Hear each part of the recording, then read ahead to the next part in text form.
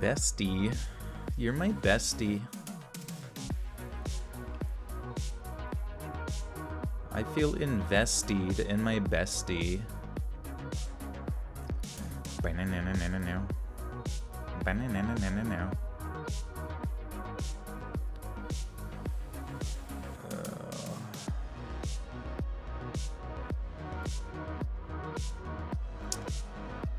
We do a little modding.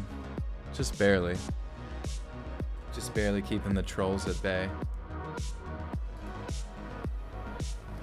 Welcome. Welcome, my friends. What is up, my fellow mofos? It's going good today. We're having a swell old day. It's been very productive. Sarah, dude, my dad already drunk. We'll tell him to keep drinking because we're getting wild. Just kidding. Please make you laugh or something. All right. Eventually a fart joke will occur and you will smile. But also be prepared because YouTube just added smell-o-vision, so that fart will go directly into your nose, so that smile could turn into a vomit. So just prep yourself. Fart mic confirmed for next stream. True. I'm gonna have a mic for recording, mic to stream directly to you guys, and then one down by my butt. Well, maybe 4 mics, one per Deep's butt as well. Try to read my name, everyone gets it wrong. This is it. 542. Boom. This is it. How is Monsieur Pradeep feeling? He's feeling good. He has very specific standards that he needs to meet, and I think I've met him tonight because I got my backpack, my gym bag, laying down on the floor near my feet. He's sitting there licking his tootsies, cleaning them, getting all the cat shit off of him, and I think he's comfy. Can you get a quick suck it, Gavin? Hello, Gavin, wherever you are. Suck it. Suck it. Wasn't there an episode of The Office where like, suck it, suck it? I forget, it was like his son's band or something. My besto friendo. Per Deep Stories. He gets himself in some wild ass shit.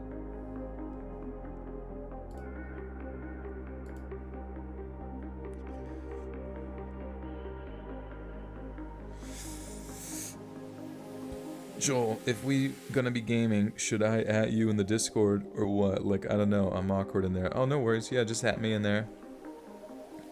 Shoot me an at. And, well, yeah, what game are we playing?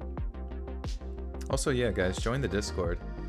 I feel like it's been a while since I've live streamed for some reason, even though I think it hasn't been that long. Feels like it's been a while. Maybe it has, and I have. But usually I give out the invites to the Discord during live streams, so only the most fortunate and devoted of followers can achieve access. Rook X with the 5 says, let's read how you be, brother man. I be good. I be cruising. Click like, share this video out if you can. Well, since you guys are the first 200 folks to wander into the stream, I will update you with some exciting news for tomorrow's video that everyone else will have to experience in real time, which might be better. Maybe I shouldn't tell you. It's whatever. So tomorrow's video is, it's not sponsored, but it's basically another YouTube channel does like live action, like true scary horror stories, but they do mischievous dog. True scary stories, but they're like live action. That's what I meant to say. Yeah, I already said that. So they're, yeah, basically acted out and all that kind of stuff, so it's just pretty dope. And the first story, very high production value, also narrated by myself. So it's narrated by me, but you actually get to see it play out in real time. And I think it's going to be a lot of fun to see how that pans out. And then hopefully, if you guys like that, you can vibe with their channel. Dana has become a mischievous dog and a member of the Buttersock cult. Welcome, Dana. Thank you, thank you. Everybody say hello to Dana. I gotta sneeze. I don't know where that came from. Where did that come from? Oh my goodness. It came from the Emperor of the Night with another big dono. Emperor of the Night, you were just laying it on me with these early big donos. Says, you just saved me from so much high boredom, sir. I owe you a life debt now in your time of greatest need. Thank you. Thank you, Emperor of the Night. I'm glad we can be here for you.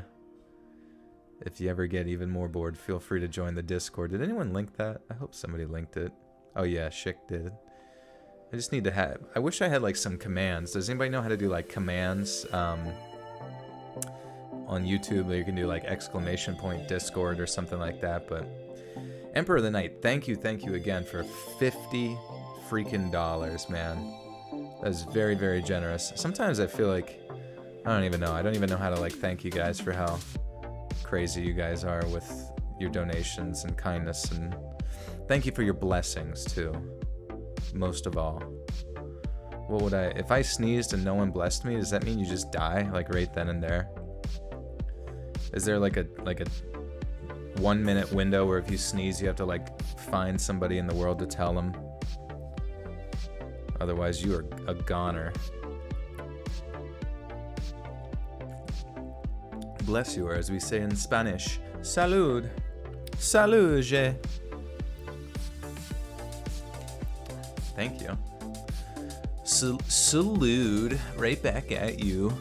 Sneeze in my mouth. Oh my god.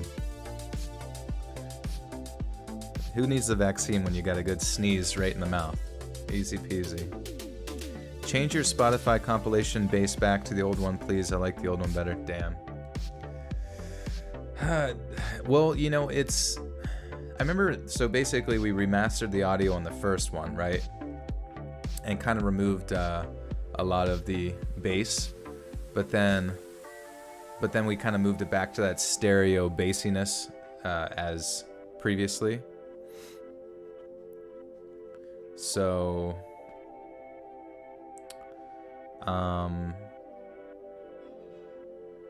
salad. Oh, I just sneezed. Well, don't worry, salad. But now, I don't know, like, that's what I'm, like, I want to, like, maintain the same level of, like, audio concept that's here on the channel, obviously. But,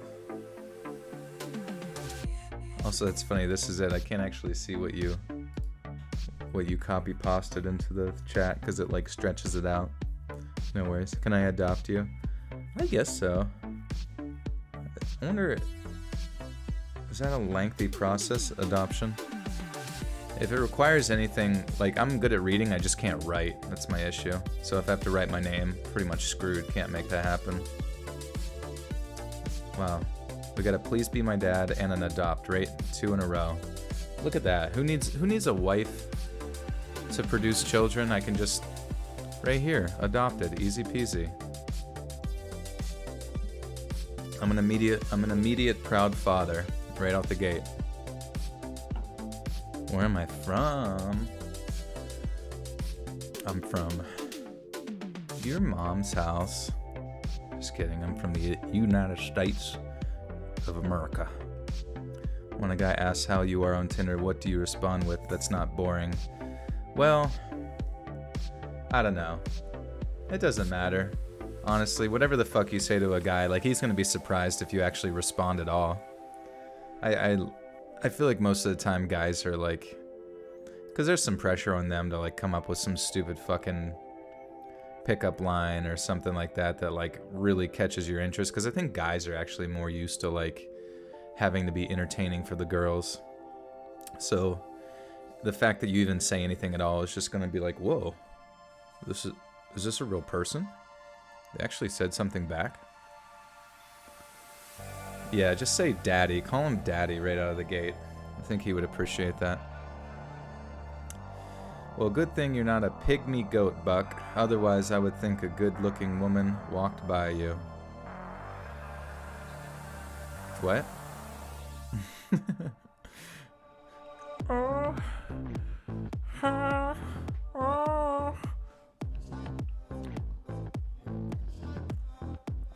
Guys never answer you back. I don't know, Tinder's weird. I just feel like I don't even know what energy is like necessary to like to keep conversation going. It's like it's just hard because like if they don't give you, if you don't really have much to work with from their profile, I mean, I don't know. I have zero luck on there or when I would use it. You're at your in-laws and my phone is on 7%. Oh, fuck. Quick. You're gonna have, tell them they're gonna have to like probably melt them to use them as fuel for your phone. Tell them to climb in the microwave. That's all I can suggest right now. We have to turn them into juice. Juice for the iPhone. What's the best pickup line you can think of on the spot?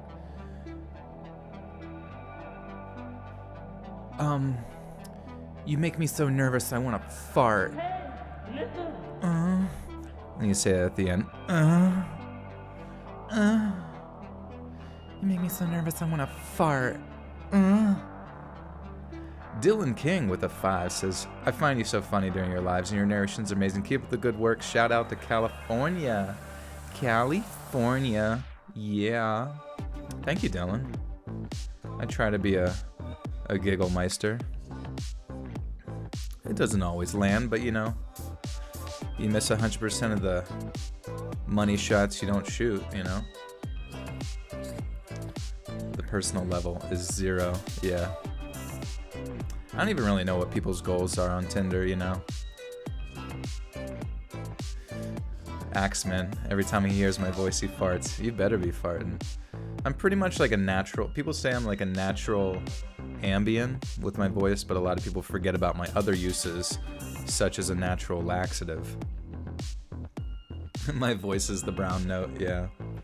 The CIA uses me to embarrass their political opponents, causing them to shit on stage. They've yet to use me against Joe Biden yet. That just happens naturally to him, I think. Can we go to Taco Bell, Papa? No, son. Oh, shit. Ooh, oh my god.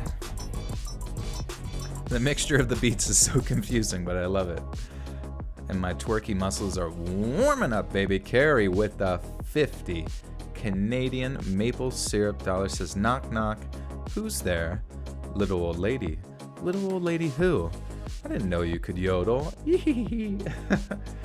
Little old lady who?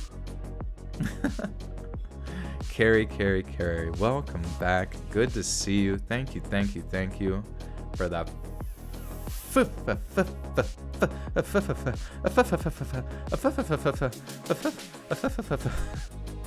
50 motherfucking dollars. Thank you. Seriously, so kind, guys. It's insane. And thank you for that knock knock joke. I'm keeping that logged in the old noggin. And we got another 4 minutes and 40 seconds of me bullshitting about nothing till we get reading here. Are you reading stories, and how many? I am. After about that 4 minutes, we're going to be reading 1, 2, 3, 4, 5, 6, 7, 8. You know what? I might as well add another one. Could I add another one? Maybe I could add another one here. What y'all thinking? Let's see. Just to make it a clean 10, you know what I mean? Ah, shit. That's not where I wanted to go. I wanted to go to history. My deep dark history. Good thing you guys can't see this. Just kidding. Get some of the stories we got permission to use here. And yeah, make it a clean, even 10 stories. Might as well. The Man in the White Probe. Is that really? Did they mean white robe? Or probe seems kind of hilarious. Wait, okay. This white Ford probe floored it across the... Is that a vehicle? A Ford probe? No way, that's an actual vehicle? That sounds like kind of a disgusting car name. Why would anybody ever add that? Whatever. You know, at the end of the day, it's like... Sometimes I don't know, like, I can't tell if, like, people want, like, the best stories ever, or they just want, like, long-form content, you know what I mean? They just want more stories.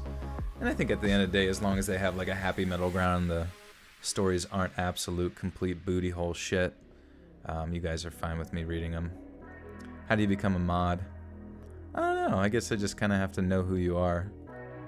And if I trust you and feel that you will be responsible to not abuse your powers as moderator and assist with the process of vetting all of these naughty comments that say daddy every 3 seconds. No, I'm just kidding. Do a Chills voice. Do a dance, monkey man. Y'all want some cookies and milk before he starts reading? That sounds delicious. Frank B. with the 7 Canadian. Thank you, Frank. You know what's crazy is I was watching, we were watching in stream yesterday, or not stream, in Discord.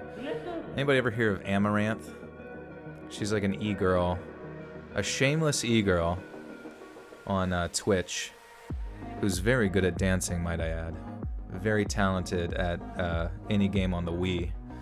And I realized I am not much different. We are not very different, her and I. She's an e-girl, I'm an e-guy. You know, she twerks for the camera, I twerk for the mic. You know, it's not... We're pretty much competitors at this point. Michelle Bell with the 5. Thank you, Michelle. Pradeep, I trust you enough to sleep at my feet. Is that not enough for you? You're moderating any sort of random bug that might crawl on the floor.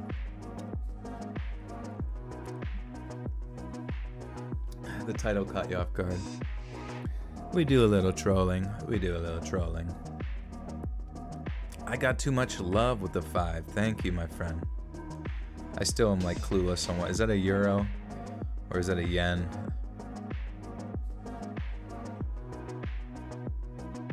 Joel can throw it back though. This is true.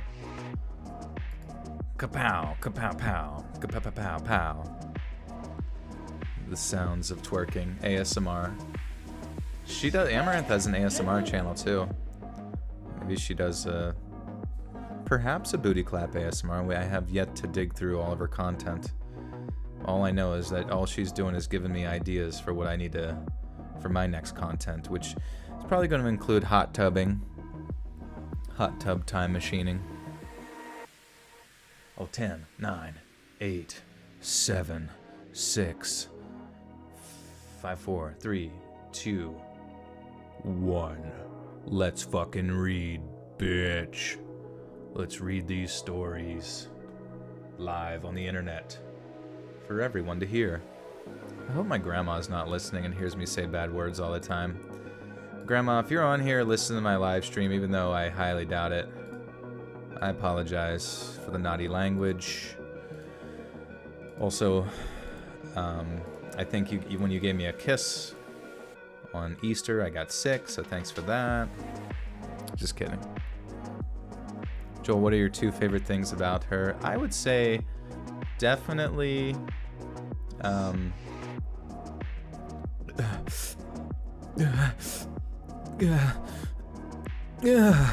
sorry. Yeah, definitely her funny jokes, her quirky personality. But she is funny. She's got nice teeth. She's got a great New York smile. Alright, anyways. We're gonna switch over to our reading screen. Look at that, that's high-tech shit right there.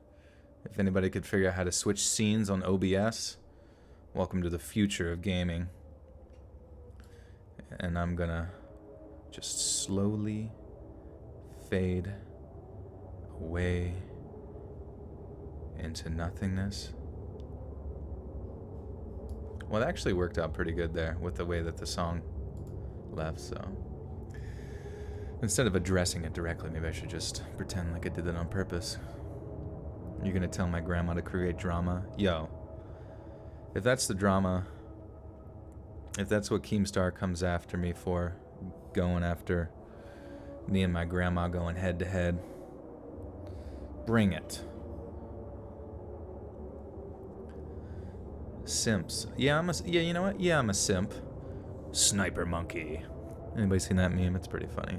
You know, that's one way you can circumnavigate Twitch's terms of services by not being allowed to use the word simp, is you can just say sniper monkey, because S is for sniper, and then you just skip the I and you go to the M and it's monkey, and then you skip the P too, and it's just sniper monkey. I think to be simped for, you have to have a degree of there's a chain of command of simpage. And I guess at the way top, everybody kind of, at some point, somebody's simping for God. You know, God doesn't really simp for anybody, and then it just kind of goes down from there. We're all simping for somebody. You know what I mean? You get simped on. You may not even know it. It might just be the homeless guy on the corner was simping you know, on you for like 15 seconds underneath his trench coat, and then, you know, you're simping for fucking Brad Pitt. You know what I mean? It's a chain of command, really. When grandma cancels you, Christina has become a mischievous dog and a member of the Buttersock Call. Thank you, Christina, and welcome. What is thy bidding, my master? Doggo. Lord Doggo. That'd be hilarious if there was a Doggo in the Star Wars universe. Do you have to play games in the VC on the Discord? I haven't gone in the VC before. No, you don't. No, you don't have to play games. You can come in. Most people are in there just chit-chatting. Some people even come in and some people just come in and kind of lurk, which always makes me feel like, I mean, I don't mind it. I know people are kind of trying to catch a vibe, but it's like, it's always just like mildly awkward when someone, it's like, say you've got like a campfire going, and some random like person just wanders up to your campfire and like sits down next to you, and you're just like, hey, what's up? And then they just like don't say anything, just like creepily stare at the fire. I'm not saying that's actually how it is, and I really don't mind, like, if people want to come in and kind of get a vibe on how people were chit-chatting and whether they can kind of like relate on something. I totally understand that, but it's just funny sometimes.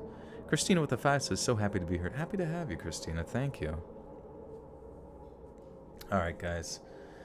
So yes, tomorrow, first story is going to be fully live action, acted out. It's going to be sick. I'm excited to share it with you, and I hope that you check that out when it comes out tomorrow at 7.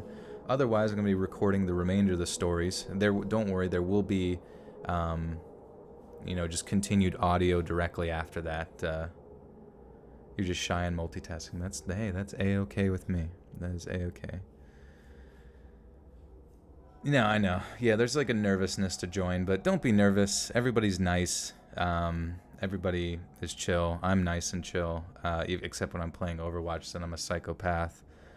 Really like a Jekyll and Hyde kind of switch there. But it's kind of funny because, or at least people have told me, my Overwatch anger is a mixture of hilarious and cringe all mixed into one, so that's great. I need to quit that game. I fucking hate that game so much. My God. Anyways. Space Ninja, what up, dude? What's up? Welcome. All right, we're going to kick these off, guys. Thanks again for being here. Like I said, click like, share, if you would be so inclined. Always appreciate it. And, yeah, get cozy, because here we go. This first story is called, Where's Your Mom? Wink, wink.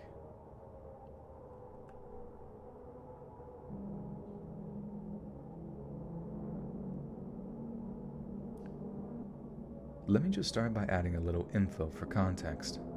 I'm a 29-year-old female, but often get mistaken for being much younger than I am. Usually people mistake me for being anywhere between 13 to 15 years old, as I have a baby face and I'm like 5'2", which I usually use to my advantage if I don't want to talk to someone. Yesterday, Saturday, I went to the mall to pick up a new dress since my cousin is getting married next month. Small ceremony at her house, you know the deal. I wasn't picking anything too fancy since the wedding isn't super big or traditional, but dresses I thought would look nice. As I picked the last of my five options. My Fabio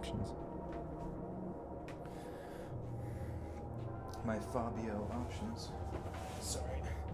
I gotta scoot pretty forward real quick, because, like, the way he's oriented in front of me, it's like I kind of have to, like, stagger my stance in front of my mic, and it's, like, really awkward and uncomfortable.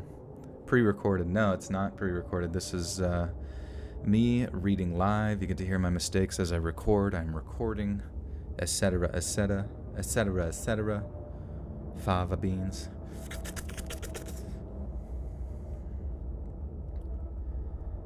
I wasn't picking anything too fancy since the wedding isn't super big or traditional, but dresses I thought would look nice still. As I picked the last of my 5 options and made my way to the dressing room, I was approached by a woman who asked how old I was. I told her not to worry about it and went to try things on. I picked out a dress I liked and exited the dressing room. When I returned, the unwanted dresses... Oh, whoops.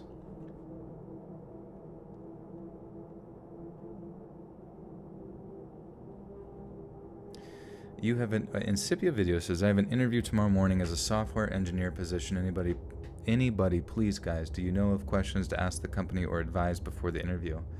Related to software engineering, I guess it's just going to come down to your experience, really, and your familiarity with different programs, I imagine, and then, like, meeting deadlines, that kind of thing, like your experience with deadlines, your ability to, like, solve problems that might creative, because I know a lot of, like, creative things require you to kind of be intelligent on the fly, per se, you know what I mean? So if there's something you can relay there, but otherwise, if it's your first job, I would just, like, stick to the books and be honest and, maybe a little bit of wordplay to, I don't know, make yourself sound cool. Can I lower the BG mic just a bit? What's the BG mic? The BG mic. BG mic. What do you... Sorry. Lower... Oh, the music. Well, the music's that's like at its like normal volume. It is every stream. Is it too loud for anybody? Yeah. Ask them what their favorite color is. Yeah. Any questions for us? Yeah, like, do you like seafoam green? They ask you to solve simple coding questions. Okay. The ball fart mic. We don't want people to die from ball fart. So, the Bee Gees. The BG music. Oh, background, yeah. It's fine. Yeah, I mean, it's the same volume it normally is. It might have just been like a weird spot. Sorry about that, mate. Depends on the language you're supposed to work with. Yeah. Talk a bit louder? I don't know. I think we're good. I think if I maintain this, move closer to the mic, then I have my headphones on and I want to hear your breath right in my ear. You want me to get my COVID spit directly in your canals.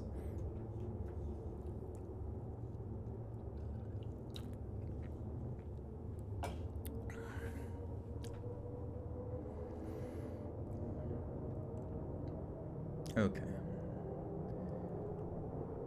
I picked out a dress I liked and exited the dressing room. When I returned the unwanted dresses to an employee, I was again approached by the same woman, who again decided it was her business to ask how old I was. Again, I told her not to worry about it and continued on to find some cute shoes to match my dress. In the shoes section, I was approached yet again by this woman, who all of a sudden decided I was a child, and then proceeded to go on a rant about how 12-year-olds shouldn't be left in the mall alone, and where is your mother? I, as nicely as I could in that moment, let her know I am an adult, that I was fine, and could she please leave me alone. This, I guess, upset her, and she reported me to a security guard as a lost child. When approached by security, I answered all his questions and even showed him my ID to prove I am an adult, and let him know she'd been bothering me. As far as I know, he told her I was an adult and to leave me alone. The rest of the day, whenever I went in the mall, this woman followed me into every store I went to.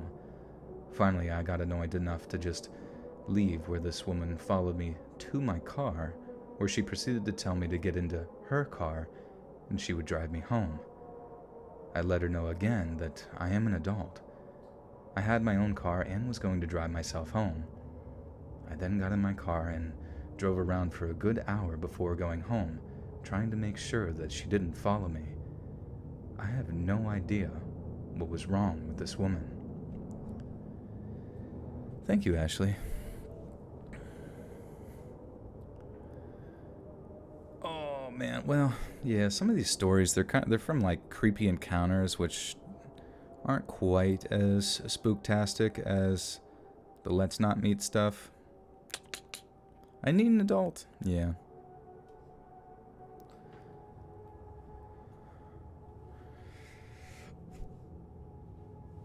Axeman, what are you working on lately, my friend? I see from time to time you're updating with different animations on Twitter, and I like what I'm seeing. This happened a few hours ago during my night shift, and for some reason was so disturbing to me. I'm a police officer in a big city, so I've had to deal with some pretty awful sights and smells while doing this job, usually on a daily basis. This, however, was something even more unusual. There's a large homeless population in this city, with mental health and substance abuse being common issues among us.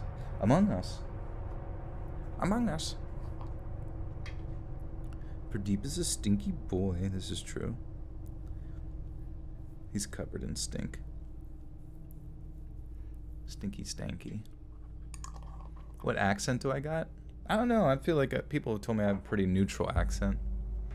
I even had somebody who, like, she teaches English, and sometimes she'll play my videos to her class to, like, almost like indicating that,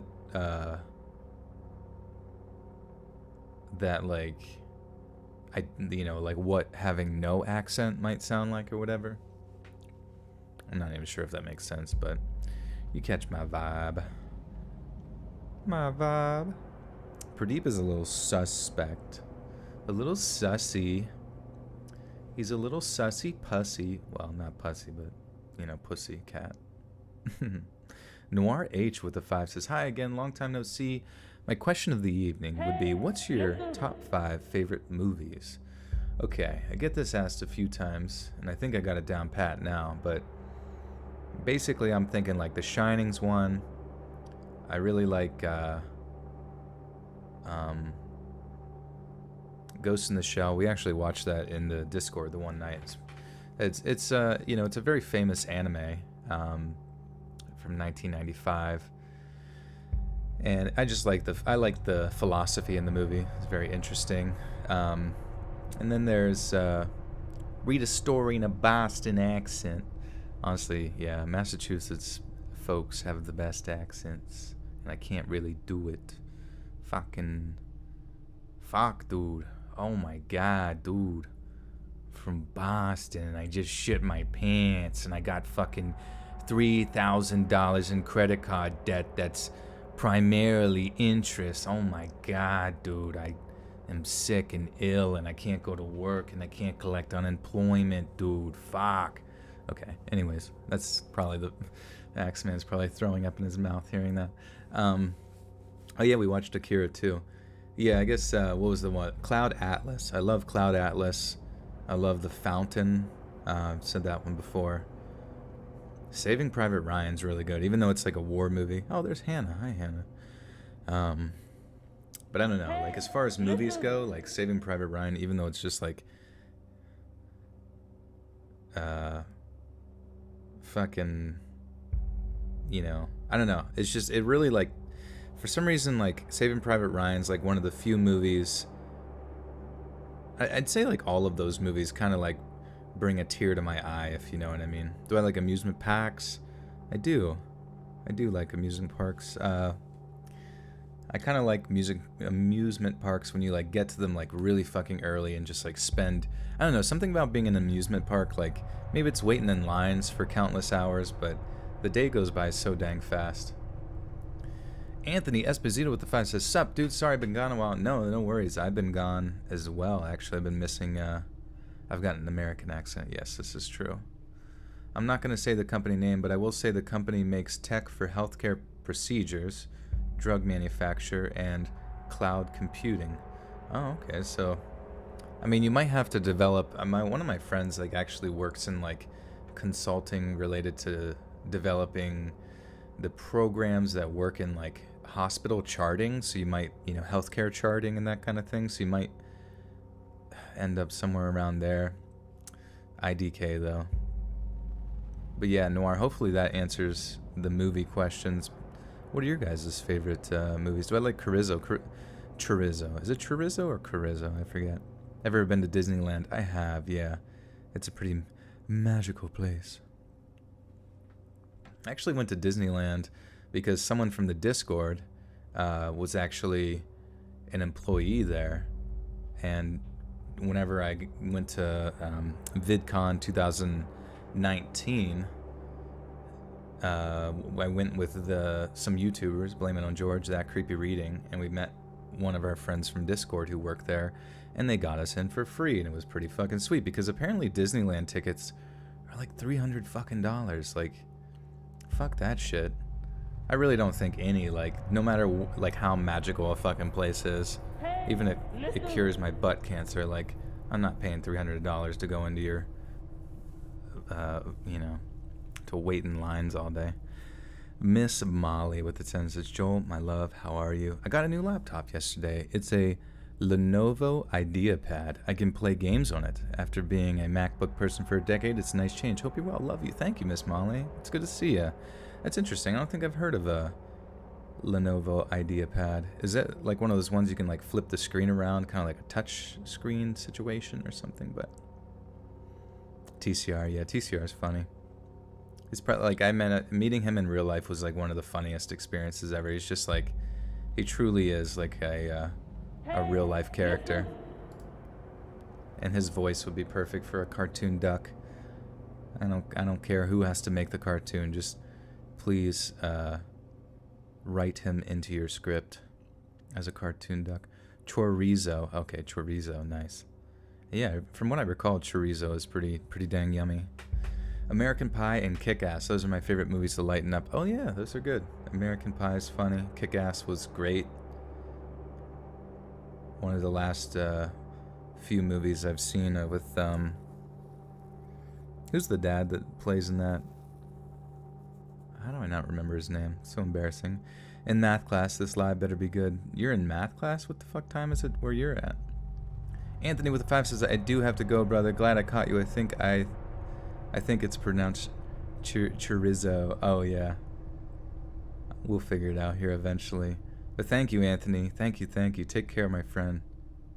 We'll catch you in the flippity floppy. Shrek 5. Is there a Shrek 5? Nicolas Cage. Yeah, I don't know how I forgot his name. He's a legend in my book. Not the fucking bees!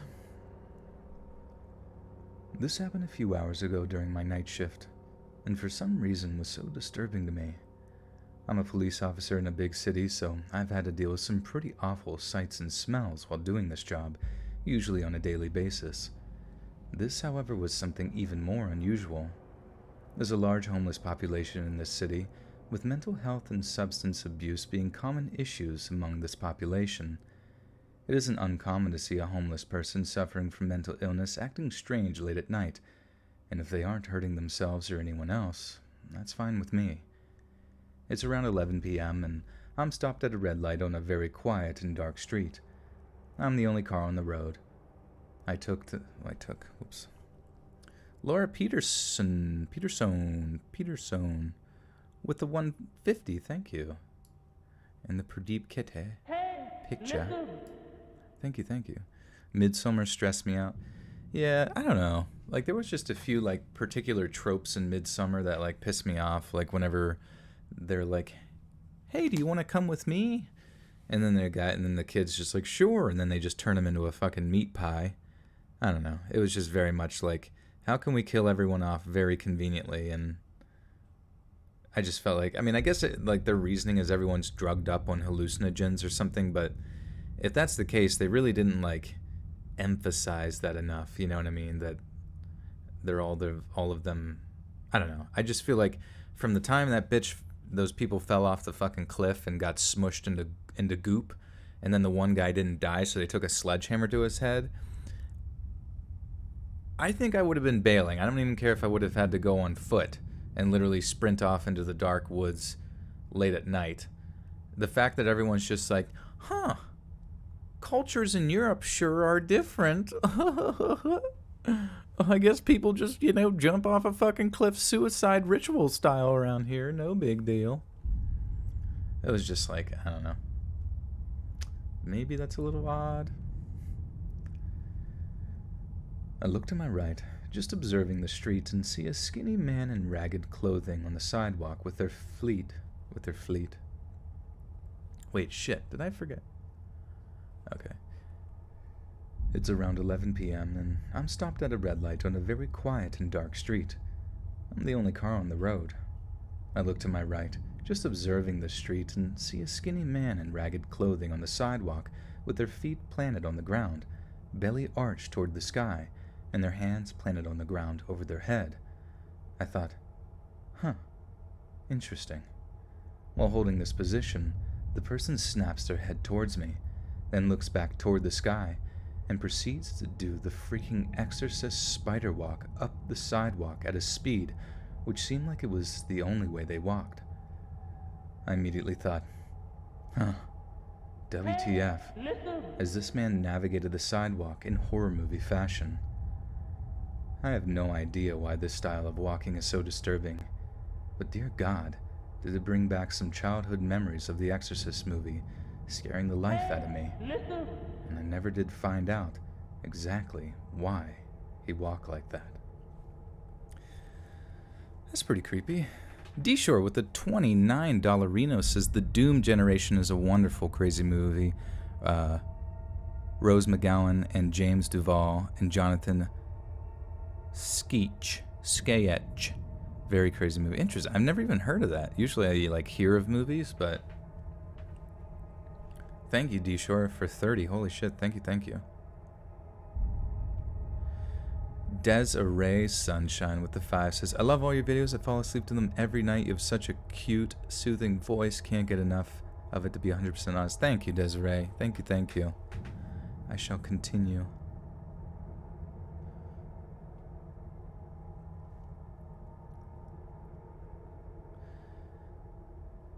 Sorry, I'm just reading. The Midsummer was kind of whack, but that cliff scene was hilarious. Yeah, it was just I don't know. I guess it's kind of weird when you think about it. If you think about life and sort of in just a very physical sense, there's no, I don't know. Since it seems as if the morals especially kind of vary from culture to culture, the concept, especially if it's sort of if there was some sort of isolated grouping of people out in the middle of hey, there's your maker. You're taking a turd when you really have to take a turd. You're taking a turd when you really have to taking a turd. Thank you, your maker. Aren't you my identical voice twin? And you're in here trolling me? I guess that honestly, if I saw myself live streaming, I would troll myself too. We do a little bit of trolling here, a little bit of trolling. Some cultures cast their sick and old out. I mean, if you think about it, there's definitely the old can be very much a burden to people, and it's tough too because the old definitely carry that burden on themselves, you know what I mean? Which kind of sucks and is sad. But I don't know, to to sort of just jump off a cliff once you reach the age of 72 in that movie in Midsummer. It's still very shocking and scary, but I don't know. I don't know why people just didn't get the fuck out. Aaron Wilson with the 2 says, loving the stories. Sorry, this is all I have. No worry, Aaron. Like mixed your first name and last name together. Arison? Cake or ice cream? I probably have to say ice cream because ice cream like consistently is good to me, but like cake sometimes can be dog shit if it's like too dry. Like I love cakes that have like, I don't know, that are very moist, and like maybe if it's layered, you know, maybe if it's like layered, you can put like more icing in it and shit.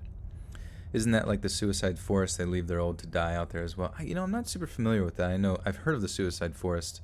Was it Akigahara or something like that in Japan or whatever, where people will go out there to die, which is sad.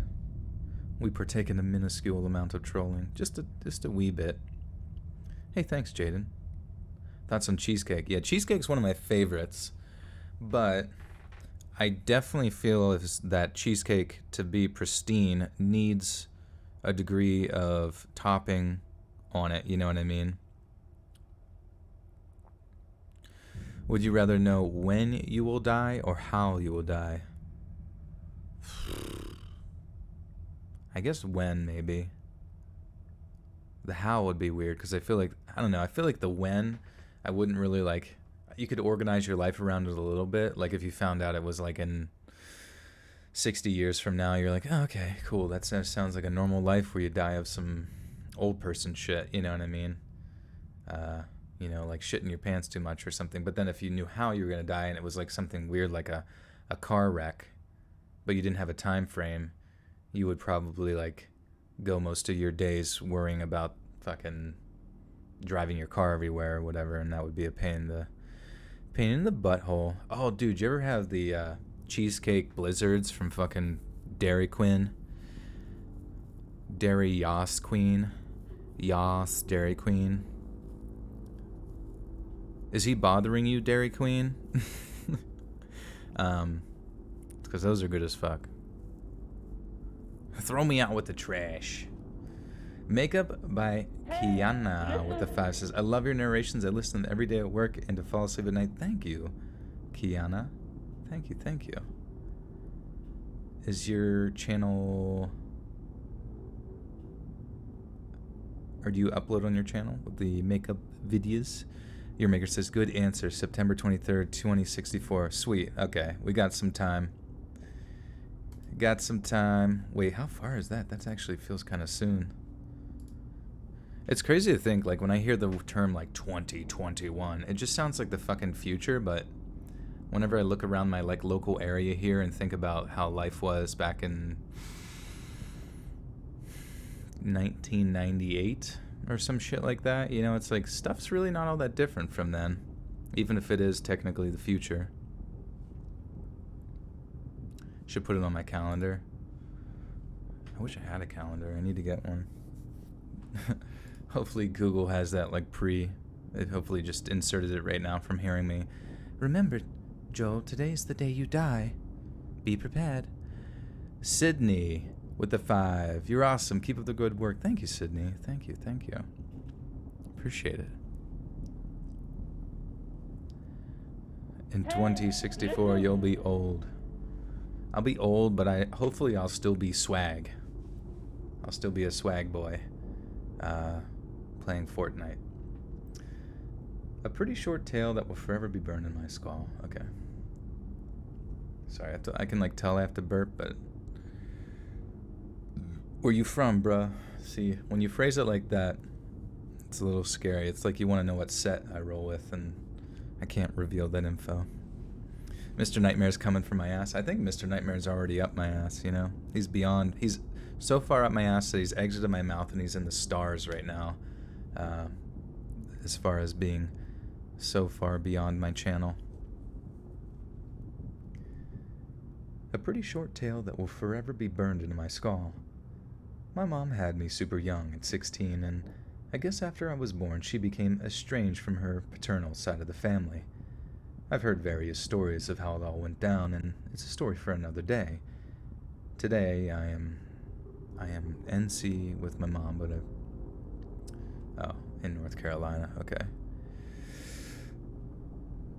Today, I am in North Carolina with my mother, but I have started to get to know my maternal grandfather and my grandmother, who are wonderful people.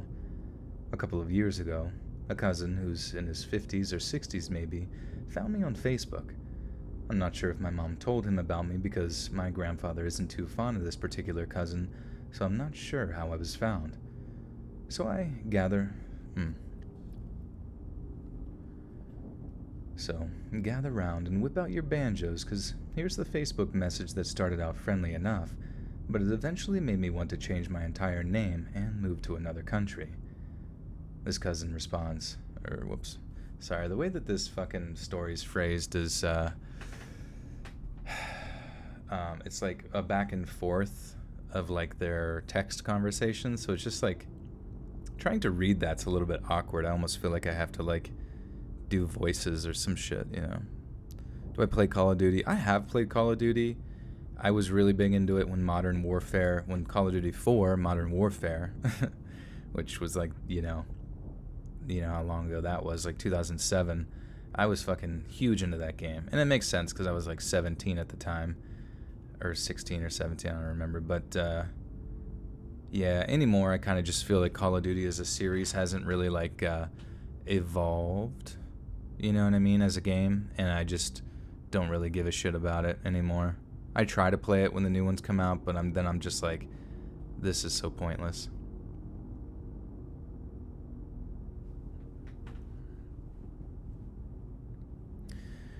Roy IMVU with the 10 Canadian says, I like to cake.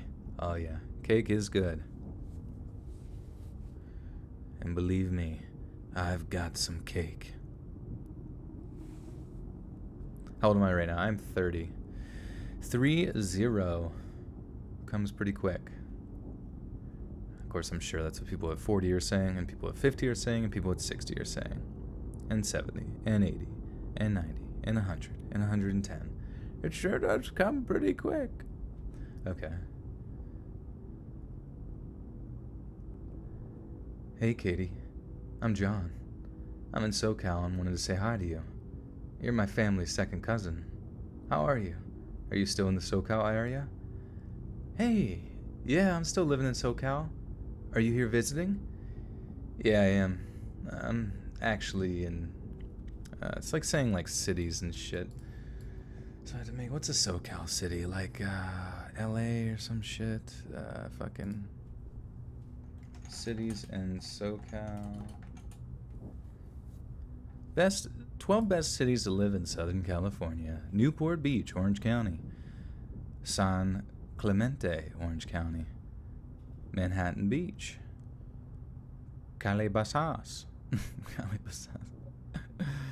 Mission Viejo? I don't know if that's Yorba Linda. Never heard of that one. Santa Susana Knolls. Irvine. Irvine sounds easy to say. Chic, be careful. Don't slip in anything. Yeah, I'm actually in Irvine. I'd love to hug you. Oh, nice. I live at the line of I don't even want to read this fucking story because it requires like a degree of fucking knowing anything about SoCal. I'll just say I'm pretty close or something. Do I speak any other languages? I do not, no.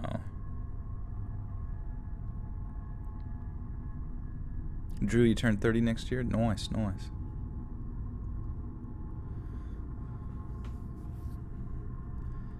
Mission Viejo. I don't know if I said it right. You're in age. Nice. It's whatever. Anyways, oh nice. I live right on... Whatever. I don't know what to fucking say. Oh, nice. I live right on the city line. How long are you here for? Actually, leaving in the morning at 8:55. Are you working today? Yeah, I'm at work, and I have plans tonight with my roommate. Wish I remembered you were out here earlier in the week. My son and his family go to bed at around 9. I'd love to see you, girl. Where do you work? I work about 30 minutes away from Irvine. Okay, beautiful. I know you're related to me, but dang, you're fine, girl. I love your picture from the Angeles shirt. With the Angeles? Oh, the Angels shirt. Fuck, this is such an awkward story. Get some cake. Get you some cake. Bruh, homie's reading text messages. I am, yeah. I'm like an FBI agent right now. Like, what the fuck's going on here? I love your picture with the angel shirt on. I'm sorry, what? This is a really odd conversation. You can't be that old. You're only what, 27? Your statement just made me physically ill. Oh, I'm sorry. Please forgive me. Maybe I can see you next visit. I don't really feel comfortable doing that, and I don't feel comfortable with this interaction. You shouldn't act like that towards family. Huh? Well, maybe don't be so incestuous creep then. This is such a fucking awkward dog shit story. I feel like I have to throw this at the end. I need to stop getting stories from our creepy encounters, because they quite literally are they're creepy, but they're not. But they're just I know they're the type of stories that you guys hear and you're like, that was not scary at all. That was not scary at all. That was not scary. And it's I know, dude. I know it's not scary. But it's fucking hard sometimes for everything to be spooky in the world. Sometimes it's just gotta be creepy and weird and long. You shouldn't act like that towards family. What? Well, maybe don't be an incestuous creep then, yeah? Have a nice flight home. And then I blocked him. So yeah, what a time to be alive. Alright. We'll just fucking throw. Hey, Neko, how are you? Pennsylvania accent. Pennsylvania accent. It's definitely scarier for the person encountering him, but sometimes it's if the writing's awkward and it's I don't know, I feel like.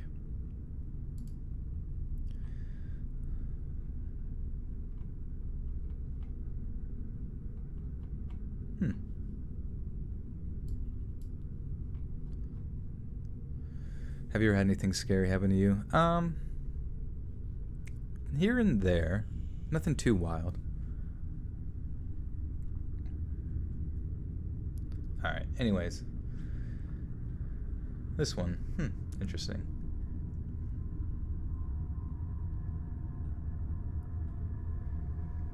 So it was March 17th, 2020. I went with 4 friends to the sewers.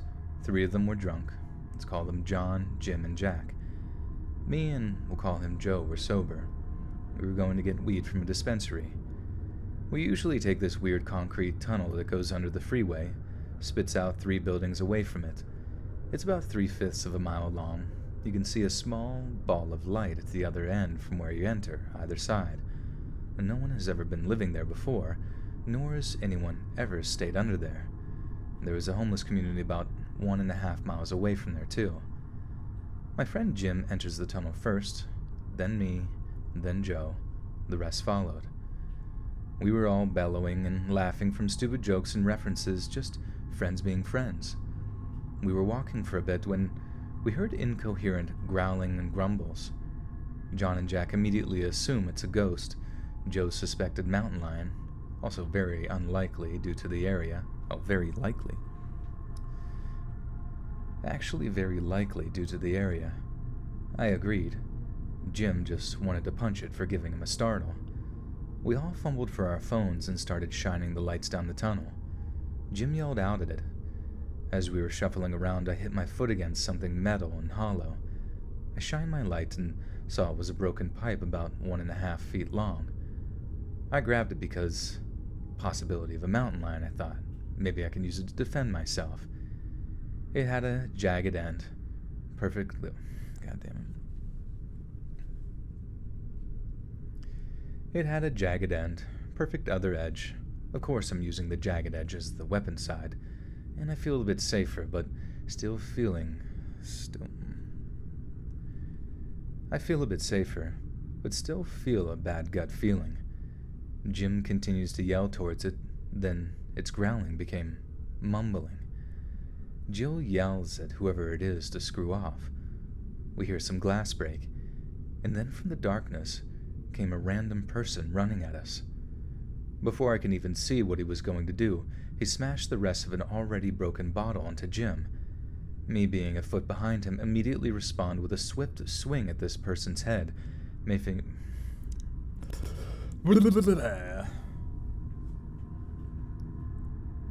Me being a foot behind. Collab with Blue Spooky. I have collab with Blue Spooky in the past. Blue Spooky. Spooky Blue. I'm too good at this. Thanks, Jade. You don't have any pets, how come? You must capture the animals and keep them hostage in your home. Kenny McCormick with the 2 says, choke. You jerk. I couldn't hear you, mumbled through your coat. Kenny? And now, Kenny. Before I can even see what he was going to do, he smashed the rest of an already broken bottle onto Jim. Me, being a foot behind him, immediately respond with a swift swing at this person's head, making a perfect connected shot. The person, I believe, hit the wall and flopped down like a bear after a long day. I dropped the pipe, wrapped my arm around Jim, and we all booked it out the back we came. Fuck, I got like dyslexia right now or some shit. I dropped the pipe, wrapped my arm around Jim, and we all booked it out back the way we came. We got out and find the extent of Jim's face was seriously messed up and needed help now, and no hesitation we called 911. Ambulance took Jim, cops took our stories and lots of photos. I had 2 types of blood on my hands, this random guy's and Jim's. Now with evidence of self-defense and multiple accounts, it came clear. This person was drunk and high on meth. He had a kitchen chef knife in his other hand, and his hand that held the bottle was bloody. This presumably homeless person basically slapped the life out of my friend with the broken bottle. Was told that the adhesive labels were the only thing holding the bottle together. When it made contact with this person, it opened his hand up to slap. When it made contact, sliced his own hand up. The pipe made contact. This is weird, dude. You're fighting a cactus in 13 minutes? A swift connective shot. Yeah, I don't know. I honestly can't like hold a lot of the writing in these stories to too high of a standard, really. It's kind of up and down whether they're going to be decent at it or not. It seems like most people just kind of want to get their stories out there. The Cryptid System, welcome, welcome.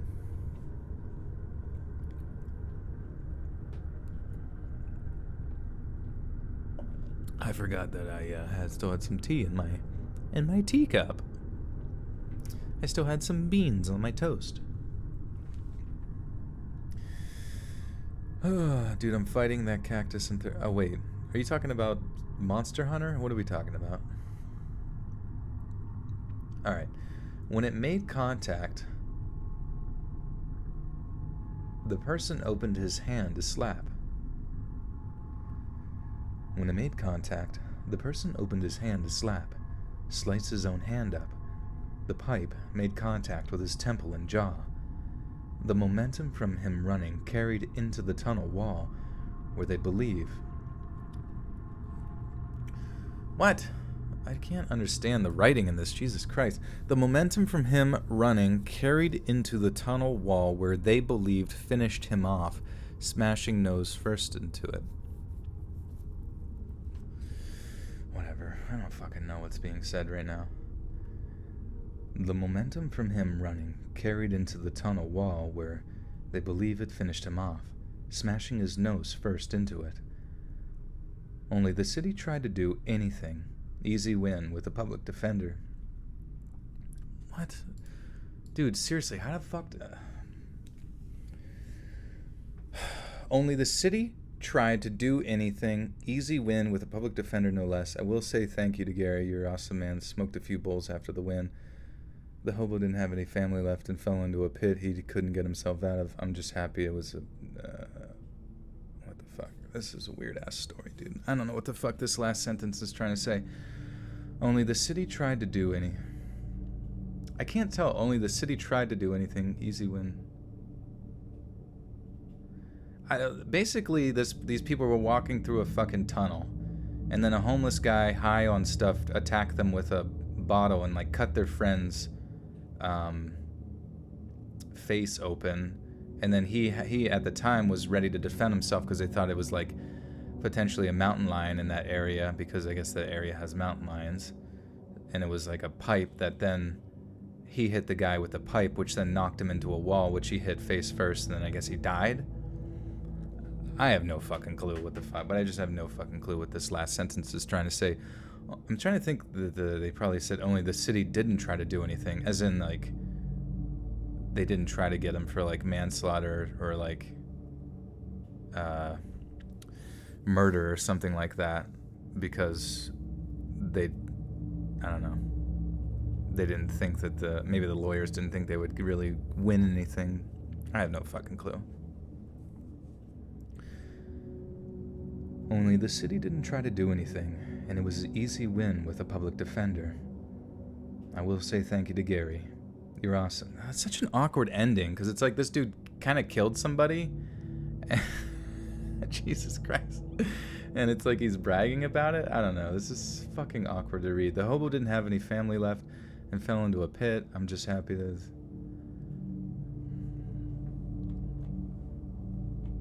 I don't know. Only the city didn't try to do anything, and it was an easy win with a public defender. Thankfully, I was able to get off with self-defense, but it was a very scary and complicated matter. I'm just happy it was a person and not a mountain lion, because most likely, we'd all be dead. I don't know, dude. Fucking weird-ass story, dude. I don't fucking know. You're awesome, Gary. Gary, thanks for fucking defending me. Oh, God.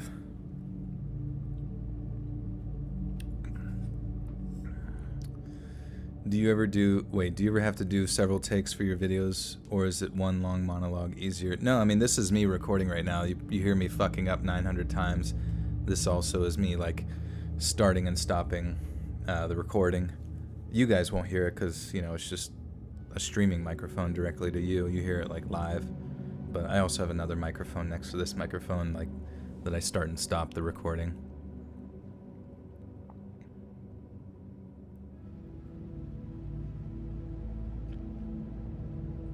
Spare some catnip.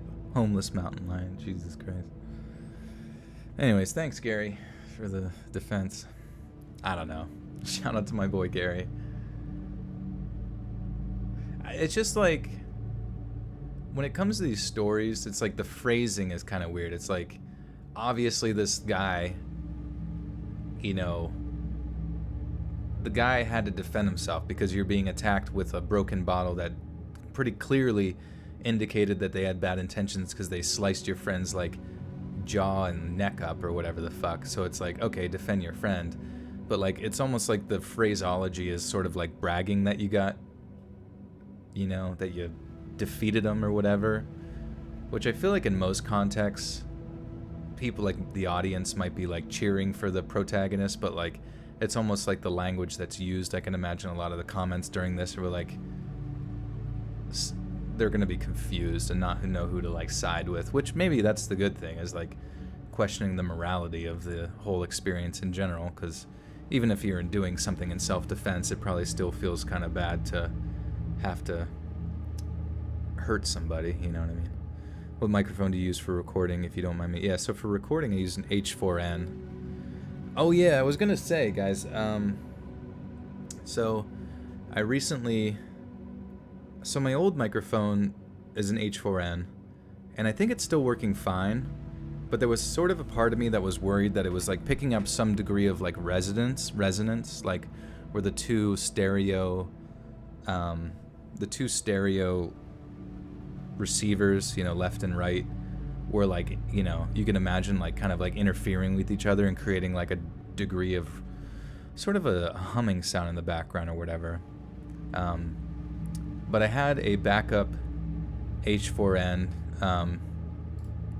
I had a backup like H4n Pro that I bought because I tried some of the other like like Zoom microphones, and they were kind of confusing, so it kind of slowed down the workflow. But this one is an H4n Pro as far as the recording mic, not the streaming mic, and seems to be working fine. But I was actually curious, like, if it would be a funny thing to like auction off, or maybe I could even put it in a fucking like thing up on my wall, you know, like put my old microphone up on like a frame, you know what I mean, like, or like in some sort of, I don't even know, but basically, like, I don't know, do you think anybody would have any interest in buying the microphone that Let's Read got to 700,000 subscribers with? It's a little sticky, mind you, so take off whatever amount of money for sticky. I don't even know why it's sticky. Don't ask me why it's sticky. It's just a little sticky from years of my buildup of my goop, I guess. But we're starting the auction now. Who's bidding first? But I could just frame it. That would be cool.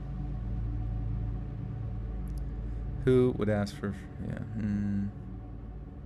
Hannah, you just took a self-defense class and accidentally full force kneed the instructor on the leg where he didn't have padding. Oops, anyways, I'm not quite asleep yet.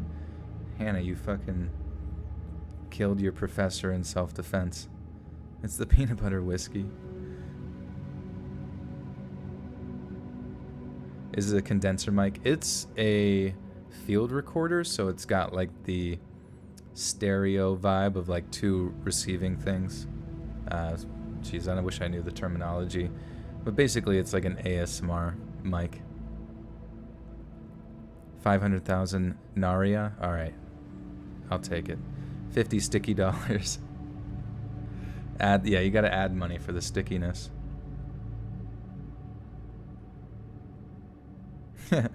People would buy famous YouTubers mic, yeah. Famous YouTuber Joel. You'll bid a toonie. One toonie? Who did your streaming background? That's Robin Mikalsen. He might be in the chat right now, or he was sleeping earlier, but he's got a bit of a weird sleep schedule. Chicky Meatball with the 5 says House 5 for the start. You know what? You are in the lead right now. We got $5.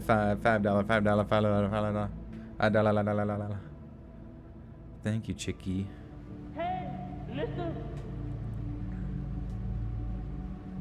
The mic's covered in COVID sticky goo. COVID goo. Covered in wet market.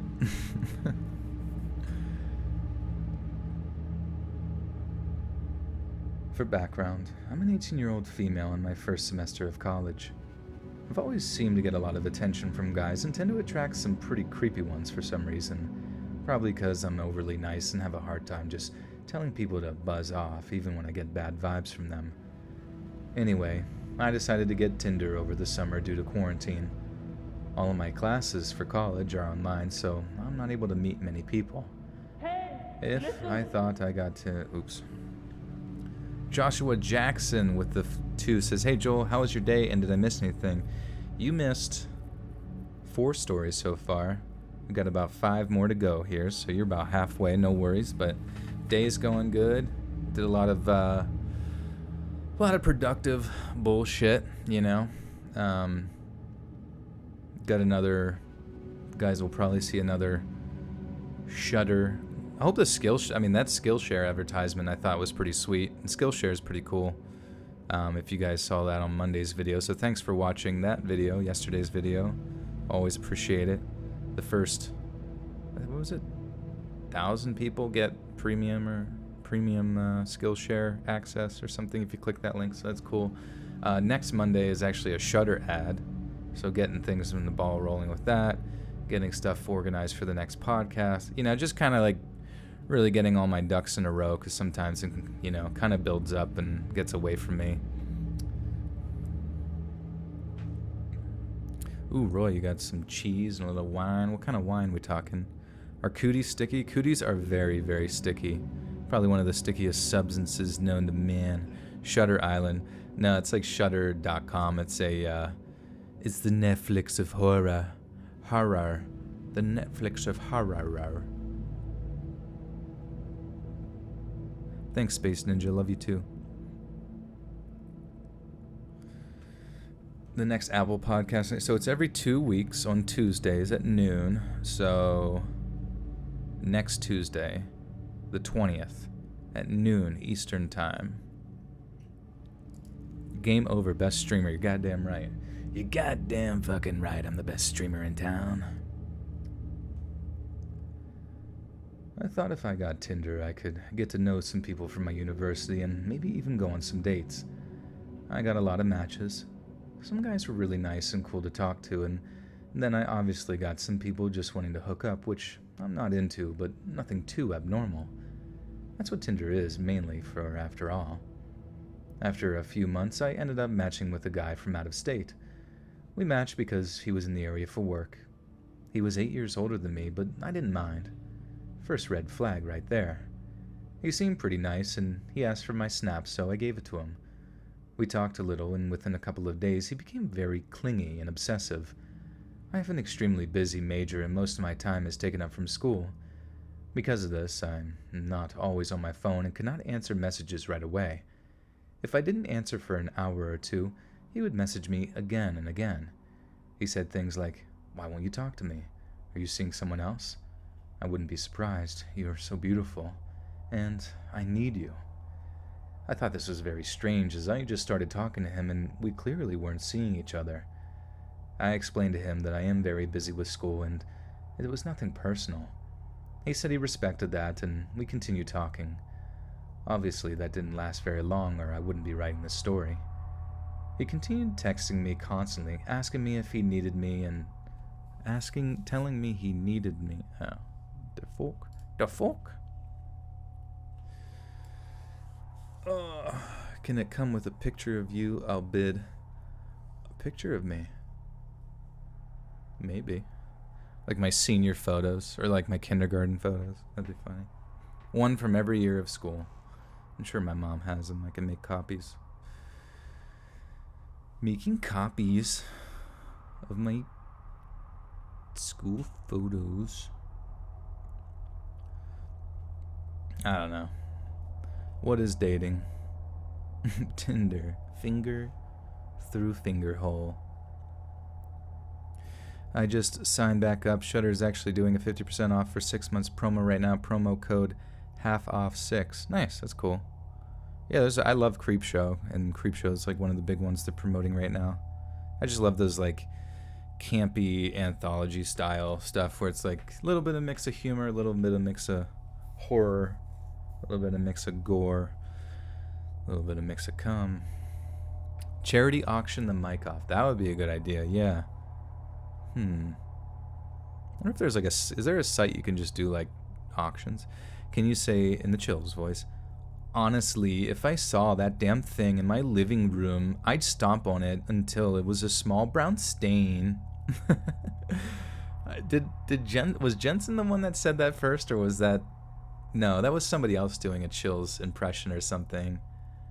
Because there were some other people that are really good. Where I was like, it came out of my Game Boy. It was a rat boy or something like that. It's so fucking funny. Wait, have you thought about making mug cups with your YouTube logo on it? And if so, I would buy. Well, I think you can do that on Spreadshirt. I'm pretty sure, like, if you go to my Spreadshirt, like shop.spreadshirt.com/let's read, should be linked down below. I'm pretty sure you could make like custom, like, I think it should even be available if you like click through it and you can customize it to whatever color and design you want from that market, I guess you could say. You met your spouse on MySpace. That's cool. You know, wherever you meet them, you know what I mean? It's whatever.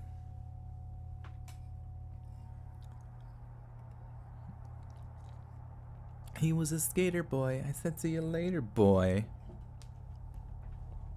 He was a skater boy.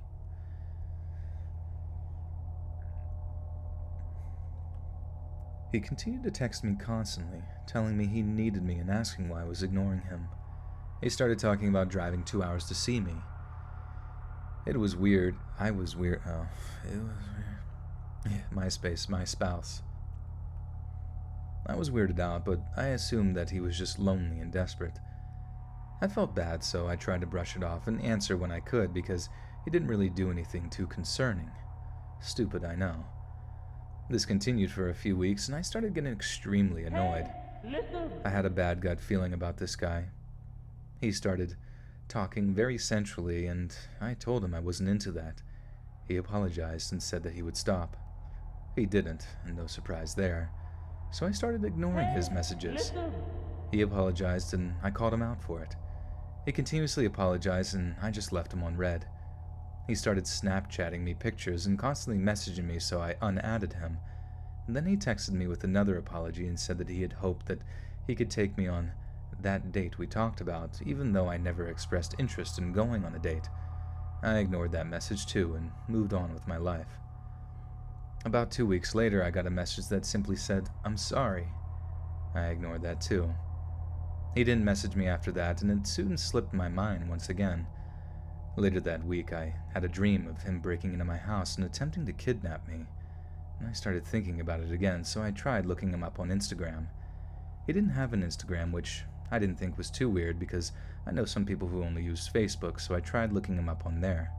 He didn't have Facebook either, and that was kind of weird. Most people have one or the other, if not both.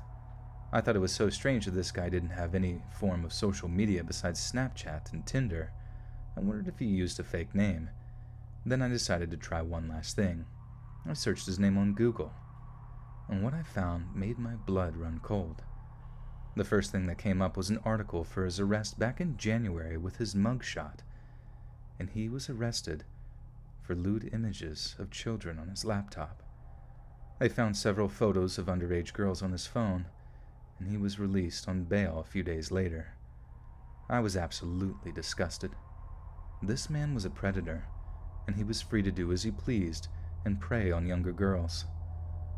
When I think about it,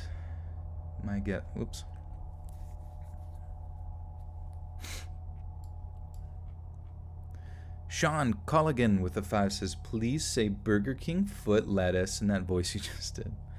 That voice. Ooh, that voice. Thank you, Sean, for the 5. And Justin Stella with the 1 Canadian. Thank you. Thank you, Justin. Hey, it's Jensina. Dun dun dun dun. Jensina.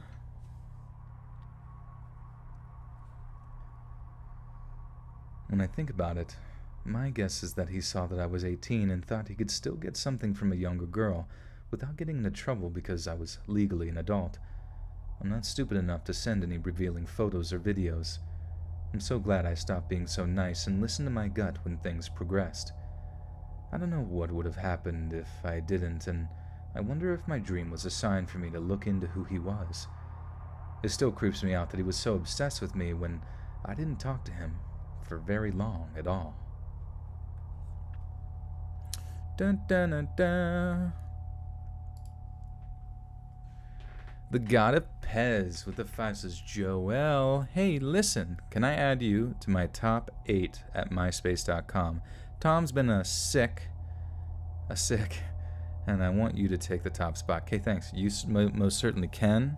If you guys are on MySpace, you probably will see me friend request you at some point. It will come up as Tom2, or else it will just come up as Tom. So be sure to DM Tom, let him know that you love his scary stories and his sexy voice, because it's me. But it's funny, we were talking about MySpace earlier in Discord, and our beautiful moderator Rob Bras actually looked up what Tom has been up to, and I guess he just made his money after selling MySpace and has been retired, like the smart person he is, and just been living life. We need a face reveal. I've been waiting since 6th grade. You are now 89 years old with no face reveal from Let's Ready. Hugo Chan, that's a great name, with the MX-19. Sounds like a... I don't even know what that sounds like a new virus, MX-19. Well, thank you for the MX-19. I'll try not to spread it to anybody else. Today is Thomas Jefferson's birthday. He's 278. Dude, that would be crazy if we lived that long. Read a story in Mr. Nightmare voice. I don't even remember what Mr. Nightmare sounds like. I feel like he doesn't really have like a very distinctive voice, if you know what I mean. Like, it's not a bad voice. It's just like his voice is very normal, I suppose you could say. Like, there's nothing that like is, you know, easy to do an impression of.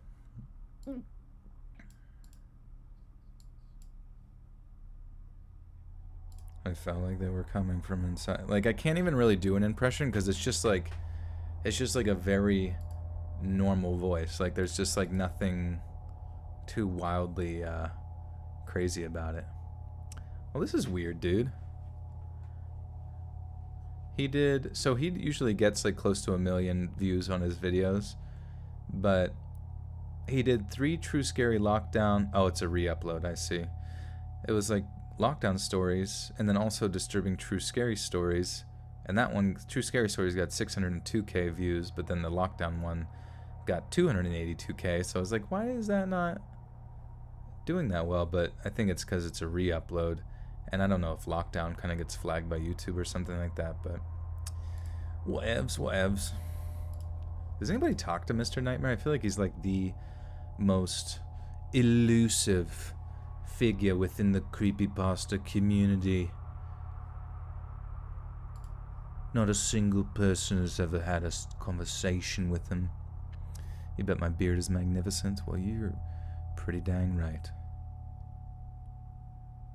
Tom's a photographer. He's linked up with all the big shot people. That's exciting, I guess. I don't know. Mr. Nightmare sounds like a hot dog vendor in New York. Hey, how would you like some relish on that?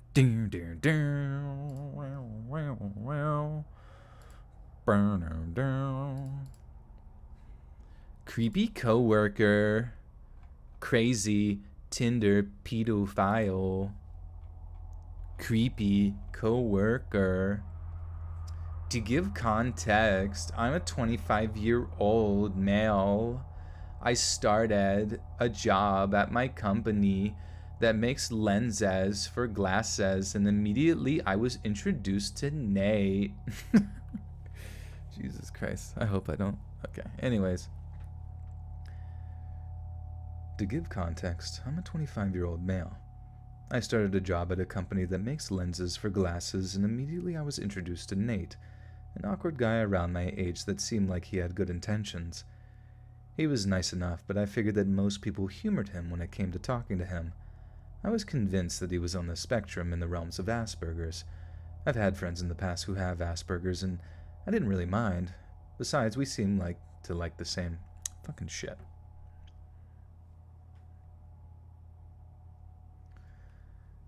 Besides, we seemed to like the same things, including Dungeons and Dragons. My D&D group was small, and we wanted more people, and knowing that he was into D&D, I invited him to come join.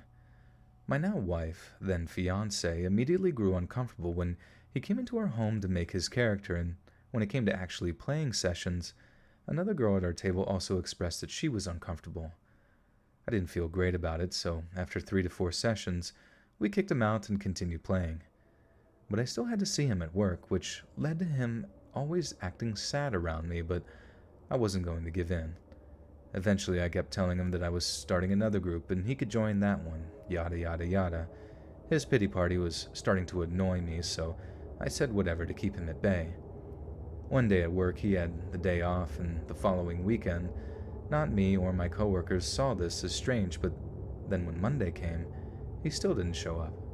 Tuesday, no show. This was very unlike him because he was practically a teacher's pet. Soon, one of my coworkers was moving around the warehouse with a phone in her hand, stopping people and sharing the news. Nate had been arrested in North Dakota as he had attempted to meet up with an underage girl. We were all in disbelief because that's the first feeling that hits you. You don't want to believe somebody like that could live in your town lest work right beside you. Indeed, he was in contact with a minor over the internet and set up a meeting at a park with the intention of doing some pretty nefarious things.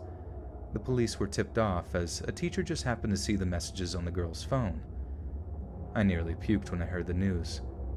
He was in my home and made comments about my kids being so cute, especially my daughter, which definitely made me even more sick. We would talk to... Thomas Jefferson's birthday! Everybody, it's Thomas Jefferson's birthday! This stream goes out to Thomas Jefferson. We're raising money for Thomas Jefferson's wife, his late wife. Or wait, when you say something's like late, like it's their late wife or their late husband, does that mean they're already dead? I mean, I guess she is dead, so she is late. Just don't call me late for lunch. Okay. He would talk to me sometimes about wanting a girlfriend and how he was just waiting for the right one to come along. Someone in his church group, and now it scares me to think how old this girl was. One of my friends at work mentioned how he went to install a washer and dryer at Nate's house, and when looking around, he was yelled at by Nate to not go downstairs. Not in a, "oh, that's my room, I'd prefer no one to go up there" type of vibe, more like, "there's something up there I don't want you to see" type of vibe. He was arrested and put into prison, like I said, and remains there to this day for as far as I'm concerned. Just goes to show you that you really can't know everybody, and that's what is truly scary. Pradeep is rubbing into my leg. Oh, man.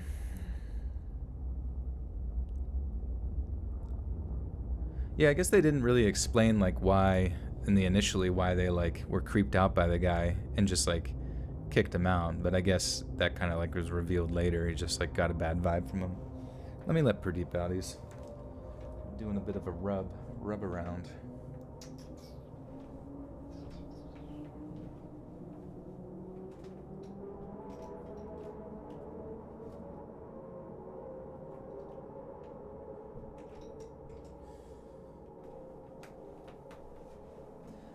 Owner of a lonely fart.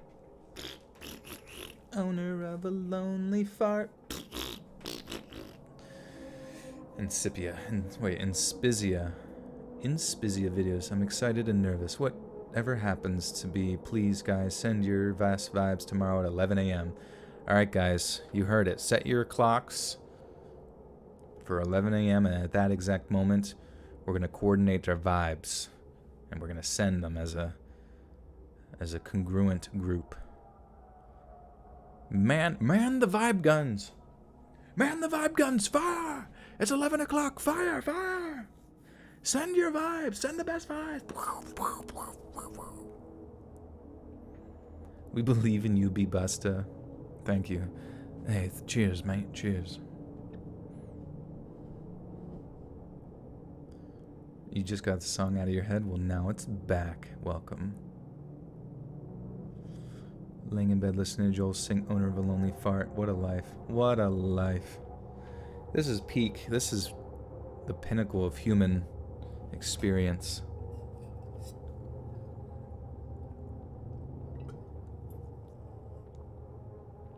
Can I please say bussin'? We do be bussin' around here. The vibe guns are ready, sir. On my mark. At 11 a.m. We wait to see the white of their eyes, the white of their vibes, and we fire. Alright. Venikins with the 2 says, Boop snoots to you and Perdip. I hope all is well. Thank you, Venikins. Mr. Perdip has just left the building. He was comfortably sat in his little backpack for quite some time. Do I think Chills talks like that in normal life? I do, yeah. I think that's like to be honest with you, that's his accent from where he is in Canada, because he has a cousin who does YouTube as well with some moderate success, and his cousin legitimately sounds very similar to him. So I honestly think it's just like I don't know, some type of Canadian accent from a very cool, isolated tribe of Canadians. Do I think we do y'all think we come from aliens? I don't know. What do y'all just think? I think we could come in aliens and make cool alien-human hybrid babies. That would be neat. Now that's something I can guarantee. Clapping alien cheeks is the only thing we can guarantee around here. It's the only truth we know for absolute, is that alien cheeks do be getting clapped. Stop with the footman accent? Oh, the Burger King footman. Burger King footman accent. You're a pretty isolated Canadian, though. I'm sure you have your own special accent. Do I like original cheesecake or different flavors? Definitely different flavors. Original cheesecake is good. I guess, like, texture-wise, taste is okay as well. But it's like, then you add on the drizzle. Maybe even mix it into the mash. And it's fucking fire. Fire! It's fucking fire! Fire the good vibes, guns!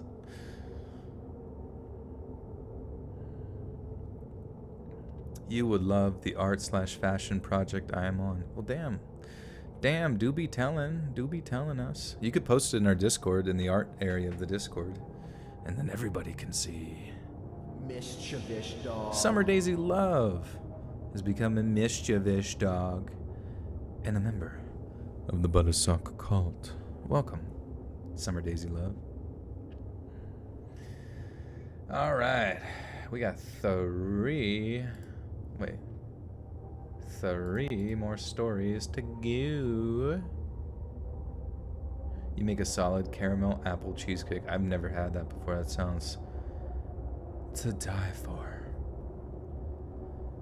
This happened in August 2014 when I was 19, and whilst I have a pretty bad memory, I remember what happened very well.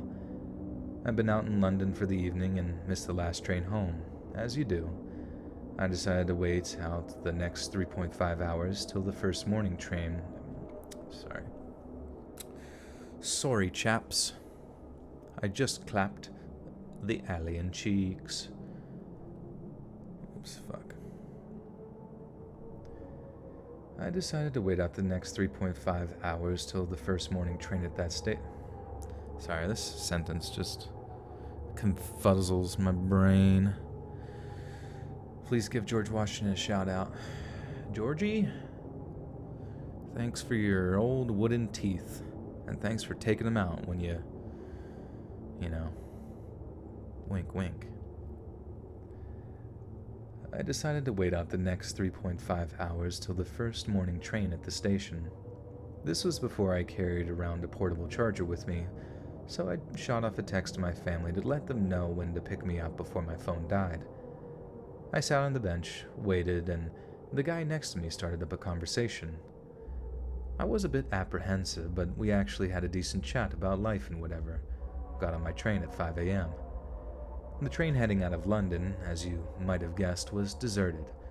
I was sat in the window seat, trying not to pass out from boredom, having been sat around all night sobering up with not even a phone to play games on. Maybe 15 minutes in, I hear someone come down from my... Hey, listen. Maybe 15. Miss Molly with the 5 says, am I still a full-grown pizza if I become a member during that era, or am I a mischievous dog now? Either way, I'm good with it. Just wondering. You would still maintain your full-grown pizza privileges, so you were grandfathered in. Don't worry. Thank you for the 5, Miss Molly.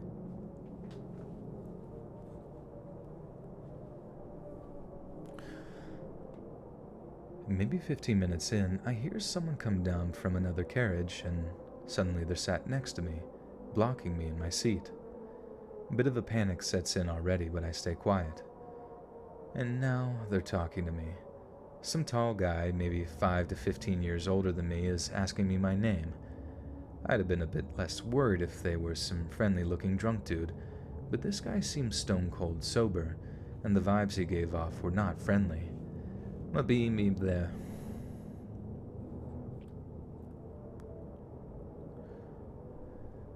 But me being me, I replied with my fake name. Then he asked me where I live. Only so much I can lie here, given the train will stop there in 15 minutes, but I say the stop next door. At some point, he asked me if I have a boyfriend. Of course, I say yes, since that usually puts creeps off. Not this guy. He then asks for my number. I press on, saying my boyfriend wouldn't like that. He doesn't need to know, he says. I say he would know, because I tell him everything. It can be our secret. I'm getting serious creep vibes. At this point, I can tell my polite strategy isn't working, and I can't even leave because he's blocking me in my seat. I tell him I don't want him to give the fucking shit, dude. Why am I struggling with this story of all stories? It's actually written decently. I have thought on making this classic move on the interview, showing a lot of flashcards to the interviews and saying I had a speech already prepared, but I want to speak from the heart. Please do that. Please do that. And tell me how it goes next stream, because I would be a very proud father. I should do concerts telling stories and go on tour. I feel like, live streaming to 530 people from the comfort of my bedroom as my cat wanders in and out of my room is not too difficult, but if I had to, sit in front of 500 fucking people and, look them in the eye and see the reactions as I fucked up reading stories, I guess you get used to it. No matter what you do, you get used to anything, but it'd be fun. I've thought about that, live readings to a could you even market that, reading stuff to, a live audience? I guess they have, poetry readings and stuff. It would probably have to be more of, an intimate audience, but that'd be hilarious to just have, a whole fucking NASCAR stadium full of fucking people listening to me read scary stories.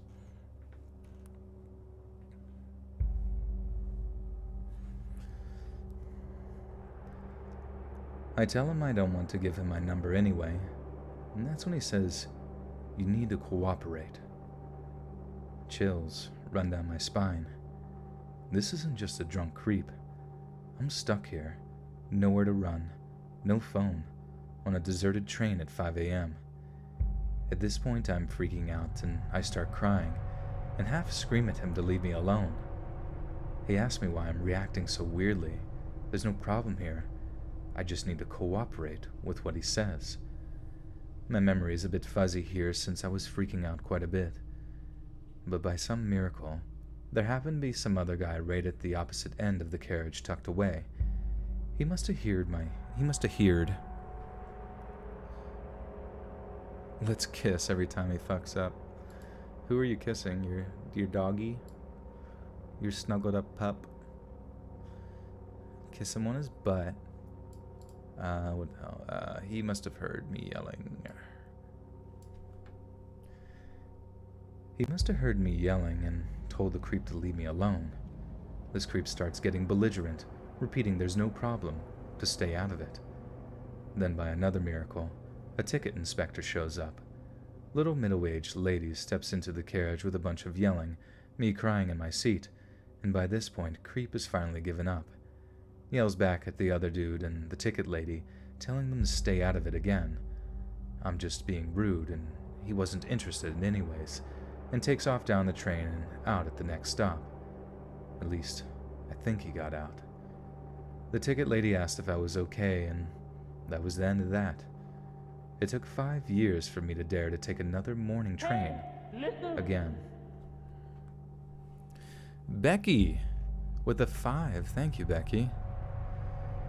Thank you, thank you. If you have another message there, or if you have a message to go with your donation, please do at me. Would love to read it. Can you tell me if your room is actually full of neon? It is. It's just coated in glow-in-the-dark paint. I don't know where it comes from. I think it just seeps from the walls. And every time I turn off the light, it's just like woo, woo, woo, woo. I look like I'm inside of an alien rectum. Oh, Mr. Balin followed you on Instagram. I honestly didn't even hear about Mr. Balin until recently. Whenever I was like looking at my YouTube analytics, and it was like, these people who watch your channel also watch these channels. And it was like Mr. Balin was up there, and I was like, what's he all about? And I guess he does some sort of mysteries and stuff like that. And then I guess he also did like missing 411 type content. Danielle Courtney with the 10. Thank you, Danielle. Thank you. Who keeps saying, hey, listen? That's from Zelda. But that's a notification whenever someone donates. I just like edited the audio to make it sound like less, you know, less like the original and more different.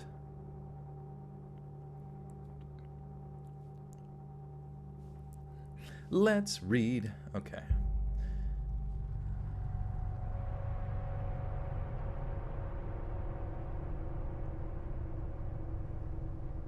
"15 years old, went to school in the morning, blacked out in the bathroom, woke up in the hospital, made it." You did, Annie? Or what? Or is that something that happened to someone you knew? Oh, by the way, pronounced Mr. Ballin. Okay. I don't know. I thought it was like a fucking, like, Australian thing or something, like Mr. Ballin, or I don't know. It seemed very, like, maybe from the UK or some shit. Not him, but I just, the name seemed like that. Mr. Ballin. Ballin.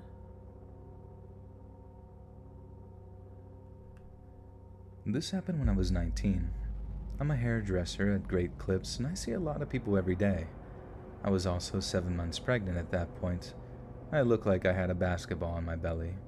I'm 5'2". Fuck. Sometimes I like mix. Do I have a Twitch? I do not have a Twitch. I stream solely on YouTube. I don't think I'd be able to pull many people over to Twitch, to be honest with you. He says, let's read, but he's usually the only one reading. Seems kind of sussy.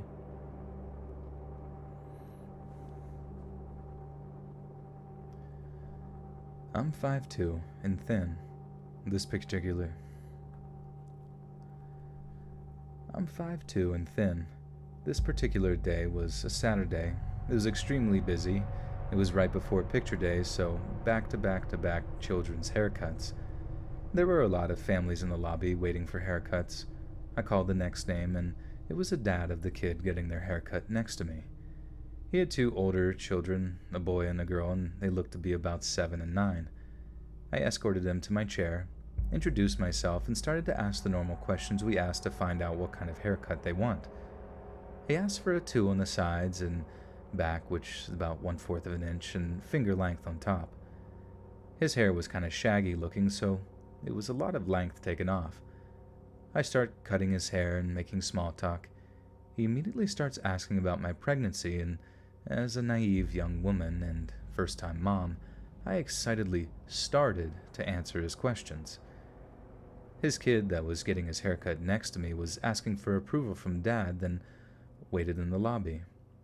The dude's demeanor changed 100% from Great Dad to Russell Williams. If you don't know who Russell Williams is, look him up. But anyways, he starts telling me how much pregnant women turned him on, and how the round in my belly arouses him.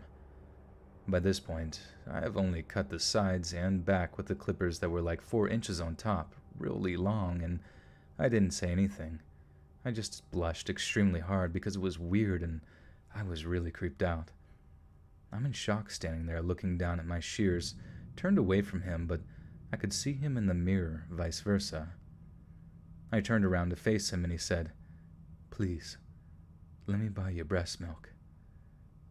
I took the cape off of him and kicked him out and his kids. They got their haircuts for free that day. My manager was cutting hair next to me and she heard everything for herself. He tried to come into the shop again about a month later, and I was still pregnant. The best part is, the mother of the breast milk. Is it Bohemian breast milk?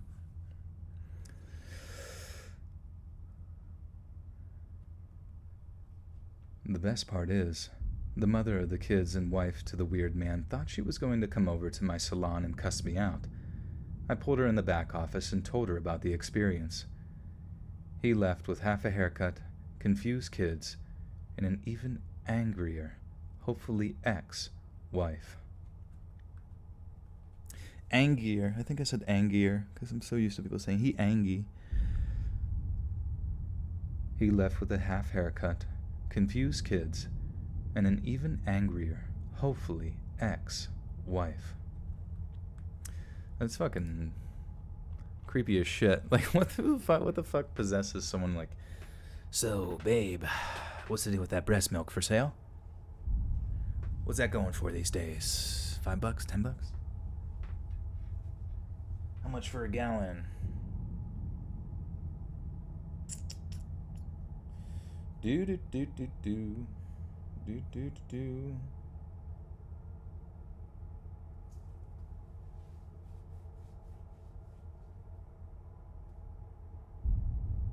Hey, listen. All right. Sean with the 5 says, "Can you impersonate Lazy or Unit 522?" Let's see. Lazy Masquerade.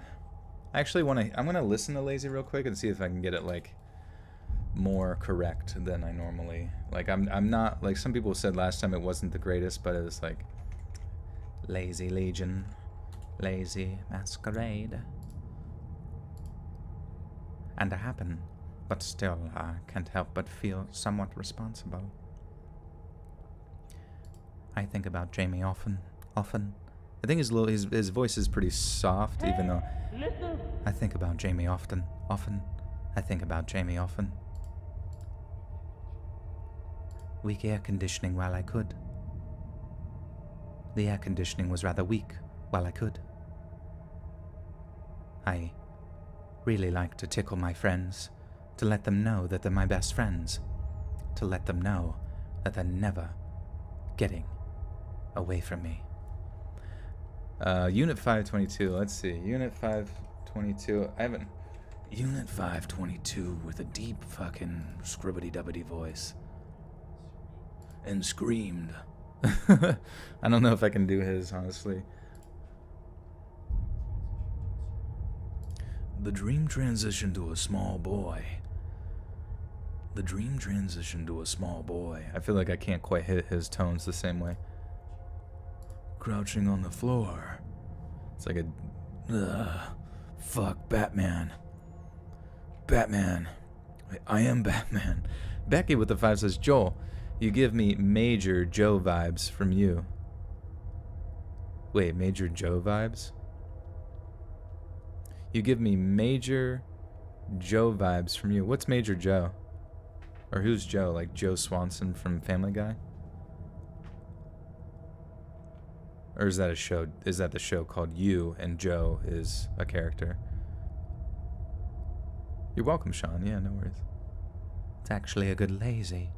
Wait, okay. Joe from You. Oh, it's a show. Okay.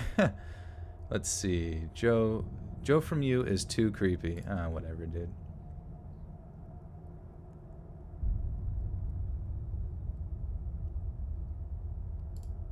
Let's see.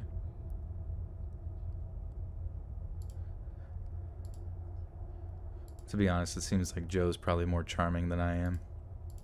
Has some better luck. Of course, his stares. Oh my god, he just punched someone and turned their face to like blood. It's kind of interesting. His face looks almost like Dennis from Always Sunny.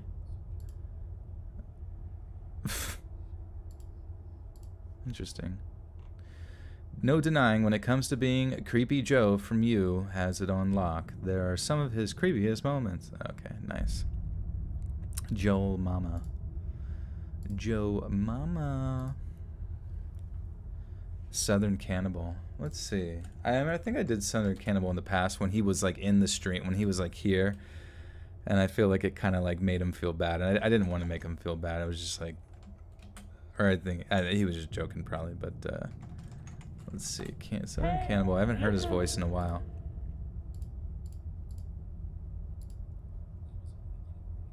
I was already getting really creeped out. I couldn't believe it. Down by this guy. 2 days later, I couldn't shit my pants enough. Which is now Thanksgiving Day. I don't know if that sounds like it or not. Do a corpse. Let's see. I haven't heard Corpse's voice in a while. Corpse. Wait, no. I have to actually find one of his creepypastas. It's been so long since he's posted one of those. It's not the first thing to come up.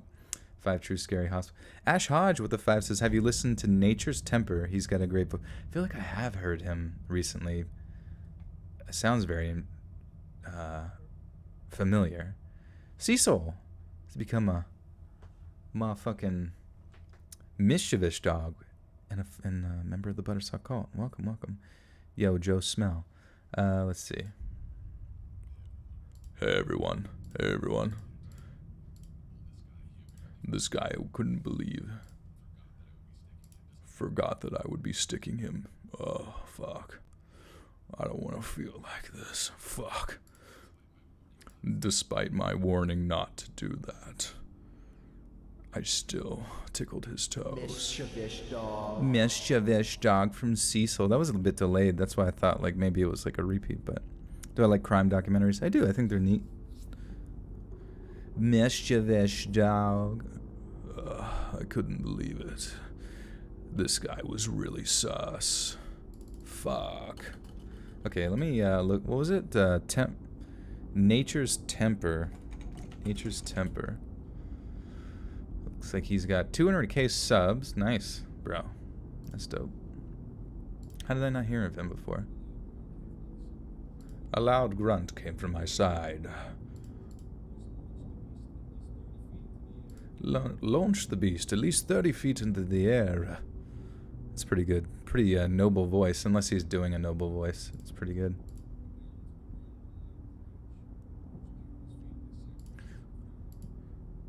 Launched on his feet with a loud crash. Actually, I can't really do this guy very well, but I like his voice. It kind of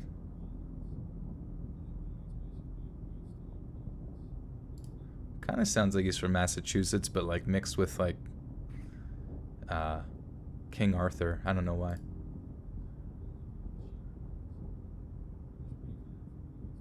But it's pretty common for roommates to imitate Corpse's voice. You just gotta choke yourself. Fuck. I couldn't believe it. Fuck. Night Stalker. Never heard of Night Stalker. Yeah, somebody do a Let's Read impression. I've asked Jensen to do a Let's Read impression. He says he can't, which is kind of. And I think you know what's his name? Mr. Black Pasta. I think he did a series of like impressions of people. Let's see. I swear, Mr. Black Pasta impression. I swear that he did like, and he did like a whole video where he would read like a thing like impersonating people or something like that. Hey, listen. Maybe not. Perhaps not. All kinds of gains. What the 5 says. Have a good day and night, Joel. Making all kinds of story gains. All kinds of gains. It's crazy. Like those guys. Oh shit. Where is this at? I gotta scroll. Wait, where do I scroll? A few seconds ago. From Sir Midnight's World of Horror with a 10. It says, listen to me. Sir Midnight's World of Horror. Okay. Let me put that on real quick. Sir Midnight's World of Horror. Oh, it comes up pretty quick. 140 subscribers, 13 videos. 2 unusual stories from Reddit narrated by Paula Paredes.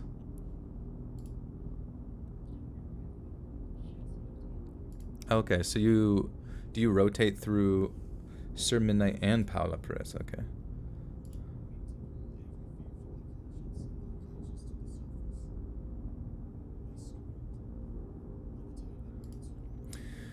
It's tough. The tough thing about doing a YouTube channel with like narrations and stuff like that is like, especially like, I don't know, doing two, you know what I mean? Like doing two personalities on the channel at once. Like if you guys ever seen Chilling Tales for Dark Nights, it's a great channel. You guys should go subscribe to it if you really like just content like this or creepypastas and stuff, because their content they put out like some really, really high quality. Like everything about it is high quality.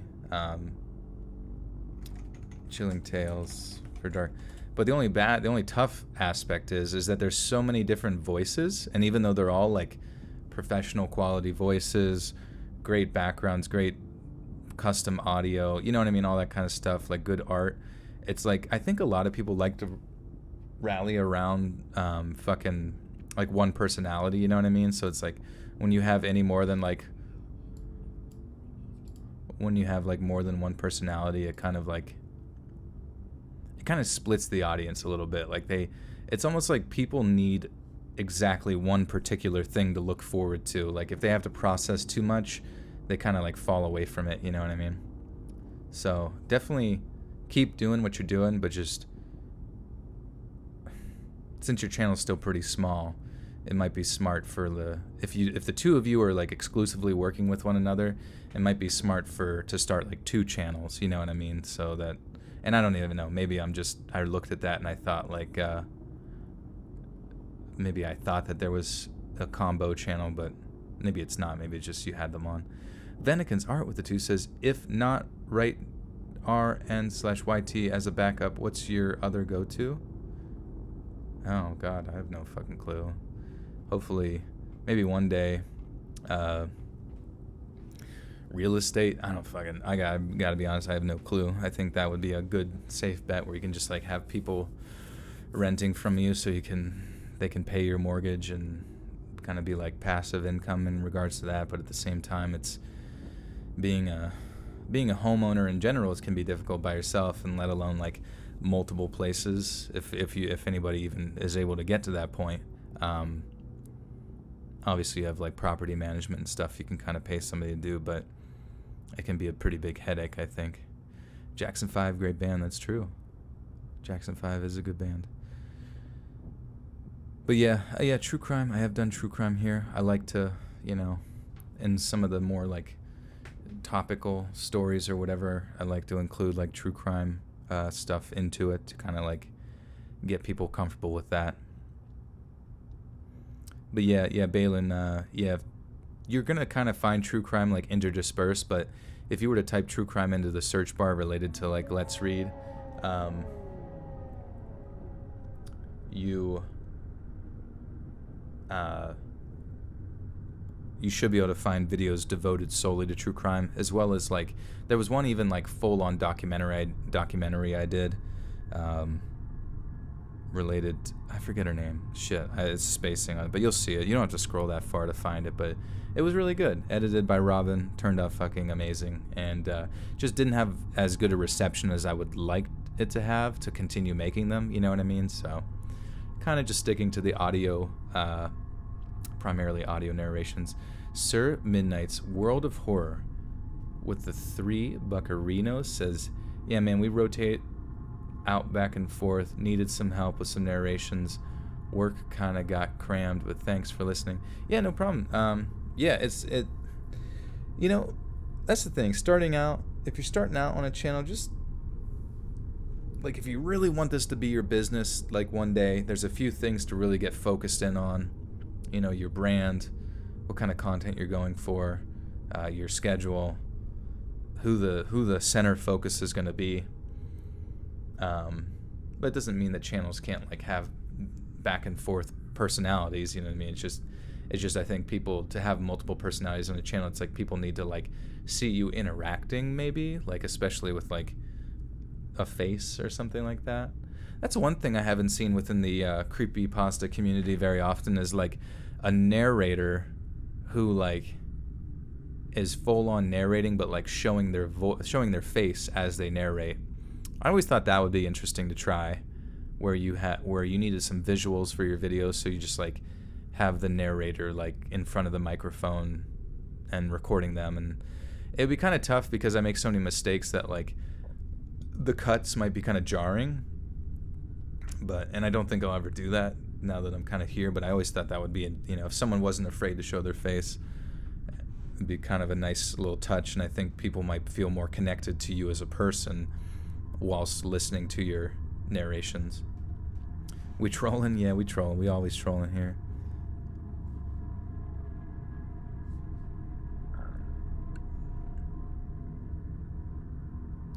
I'd say true crime stories better than those stalker ones. Yeah, it seems to go back and forth. It seems like basically, as far as the tiers go, I've noticed like here are the tiers for what people are mainly interested in. We have the personal experiences, like the stalker ones. Those I think that makes up the majority of the audience, and their interests, or they usually do the best. And then the true crime stuff is after that, because it's like true, or you know, or like it's still kind of oriented towards those concepts, but maybe a little bit more intense. But for some reason, because they're not told in the first person perspective and more of like historical context, or like, you know, literally true crime, like news reporting context, I feel like it doesn't really maybe hit home for people as much, even though I think a lot of people are interested in it.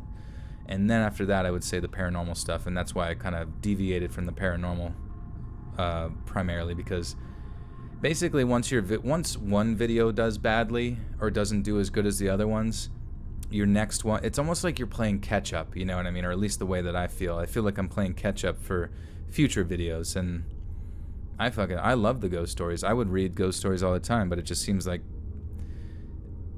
you know, not as many people are into the ghost stories in the overall like Venn diagram of interest, you know what I mean? Which is unfortunate. Venikins art with the two says, we've all heard those Reddit stories, renter horrors. Oh yes, if you rent from me, it'll be scary every day, because your fucking air conditioning will be broke.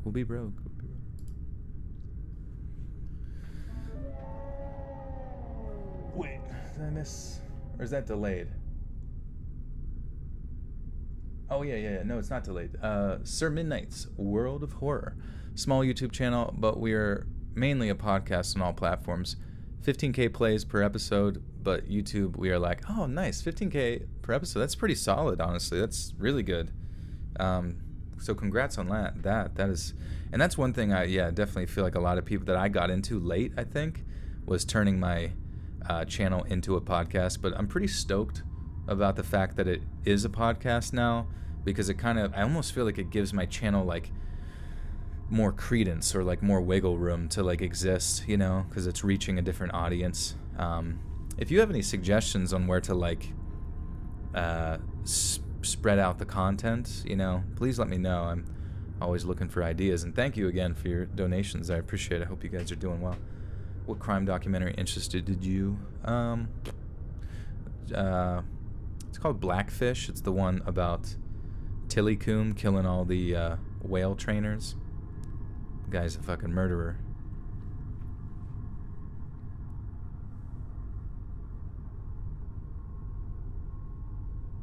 Izzy, no, I'm not the one that animates them, but yeah, I have a buddy, a couple friends actually, who helped me do some of the intros for the channel. So thank you. Good question though. What is the Discord? Oh yeah, are any mods awake here? Do I have an editor, or do I do all the editing? I do all the audio editing. There are different, like, Robin helps me with the sponsorship edits. because he's just a lot better with video editing. I don't have a lot of experience with that. Like, I have some, but, you know, he's definitely the pro. Roku. Put your channel on Roku as a standalone channel? You can do that? Does it offend you that people fall asleep to your narrations? No, not at all. I definitely appreciate that people fall asleep to it because, you know, sleep is very important, and if my voice is what helps you achieve that, then I actually feel very flattered that I can kind of be of use that way, you know what I mean? Mid-me for temp, bro. What's mid-me mean? Your videos are always high quality. I really appreciate it. Yeah. Thank you, Balin. Thank you. I try my best. And also, I recently downloaded Adobe Audition, which I come to find, I don't think it's kind of annoying because, like, Adobe, like, the fact that you have to, like, do subscriptions for their programs is kind of stupid. Do I eat bacon? I do eat bacon. Yeah, I like bacon.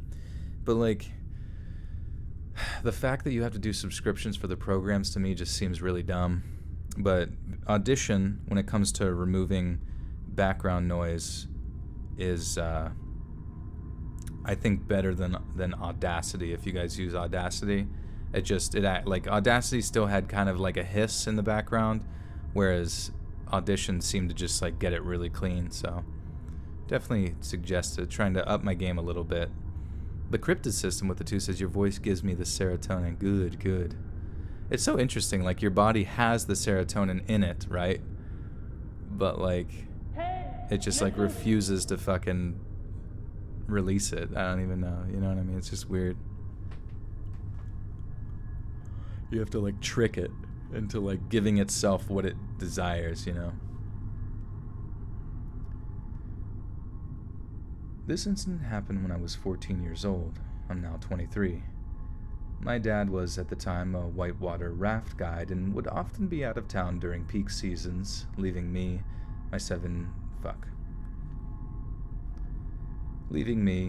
older sister of 7 years, and my stepmother at her home nestled in front of the Cherokee National Forest in East Tennessee. It was later in the evening of a Friday night, and me and my sister decided we wanted to go get Subway before they closed. So we asked our stepmom, and she said sure. So my sister and I get in the car and head to Subway, which was only a couple of miles away. As we pulled out from a stop sign at an intersection, I noticed a car get behind us. Not unusual, just that we lived in a sleepy small town, so maybe we knew them. Anyways, I didn't think much about it. We arrive at Subway, which is in a shabby shopping center where an old White's grocery store that was right beside the restaurant. It's dark at this point, and the car pulls into the dark, unlit parking lot where a lot of local high school schoolers... God damn it.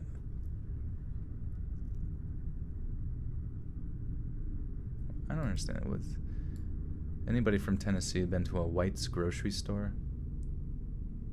I feel like that's gonna, like, confuse the audience. What's a White's grocery store? We arrive at a Subway, which is in a shabby shopping center where... I'll just say normal grocery store, in case anyone's crazy.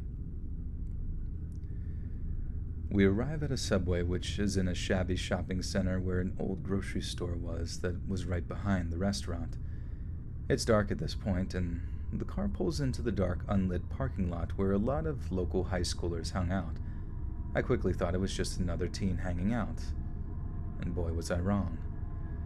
We finished our order and leave with our food in our hands, and I noticed the car's headlights flick on as we're opening our car doors.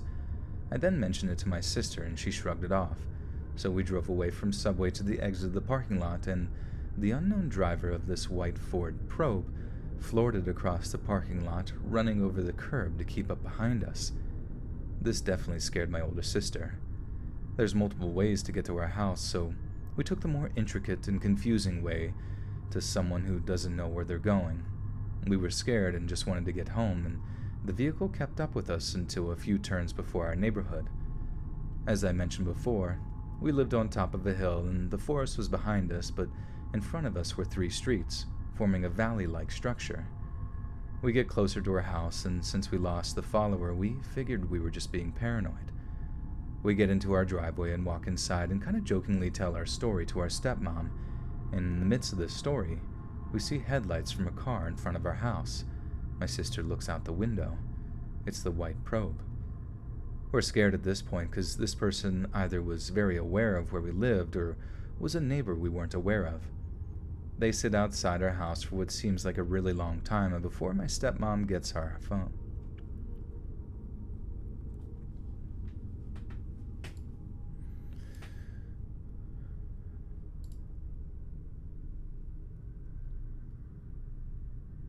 Even when I mess up, I tend to do great. Thanks. What character would you want to voice if you could? I don't know. I'd like to be a bad White's Mercantile as a chain store. Nice. Yeah, I just wanted to change it in case someone like didn't, because I don't know. I feel like if someone heard Tennessee and heard White's grocery store and like the fact that it was casually said and like not explained, I feel like would just confuse somebody. You know what I mean? It kind of confused me there briefly, where I'm like, wait, what? You know, like, so I just wanted to like remove that title just so that somebody wasn't confused in the fucking comments later and going nutso butso. But yes, as far as voicing a character, I think it would be fun to be a bad guy. I just like bad guys. I think bad guys are interesting. I think they're cool, you know, they do bad stuff, and they also have like actual like motivations for what they do. And I don't know, I just feel like it'd be sweet to be like a bad anime character. Ugh. Who inspired me? I guess I inspire myself. Do you have a fave horror trope?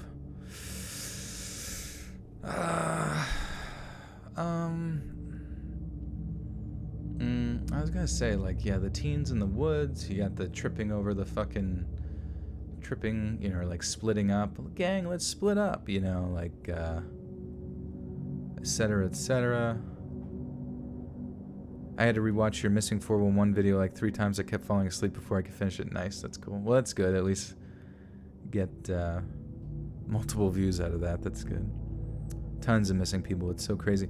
Also, I was kind of like confused about the Missing 411 stories. I thought that they were going to be interconnected, but it sounds as if though like Missing 411 are just sort of like generalized stories of people missing under mysterious circumstances, usually out in the woods or like government-owned game lands or something like that. Because when I was reading through those stories, it seemed like a lot of them were sort of like not connected at all. They just so happened to be missing person cases, you know what I mean? Obviously that went missing under really weird circumstances, but it just, at the same time, they seemed like the first one was the weirdest one, like the Buki guy, I don't know, or whatever his name, I forget his name, but like he was just, I don't know, that like sort of lapse in memory was really weird. But even that, it seems very strange and suspect at the same time. Who needs a white noise machine when you can relax with this voice? True. I can just make sounds. They're all Bigfoot kidnappings. I don't think they're Bigfoot kidnappings. Like, that's what some people were implying, but I'm like, none of these sound like fucking Bigfoot involved here. And if you try to like incorporate Bigfoot into it, it seems like a really far stretch. At least in these circumstances, I don't fucking... Where the fuck does Bigfoot come in all this, you know what I mean?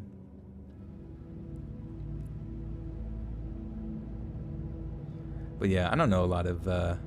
would you do Chuck E. Cheese horror stories? Maybe. I don't know. Does Chuck E. Cheese still exist?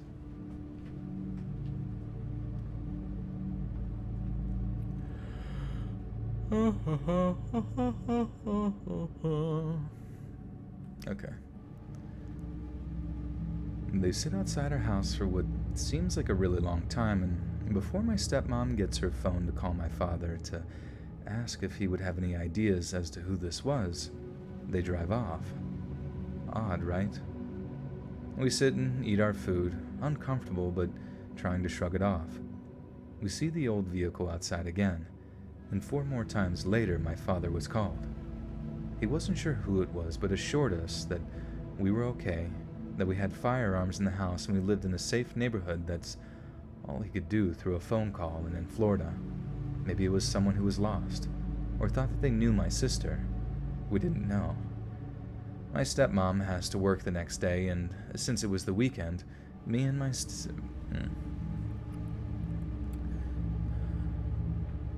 Yeah, the Chuck E. Cheese pizza, from what I remember when I was little, like, is fucking good as fuck. I feel like all of those, like, going to those sort of like ball pit type places. I don't even know what you call them, like play place restaurants or some shit, arcade restaurants. Like, I feel like they all use the same recipe of pizza, and it's fucking delicious.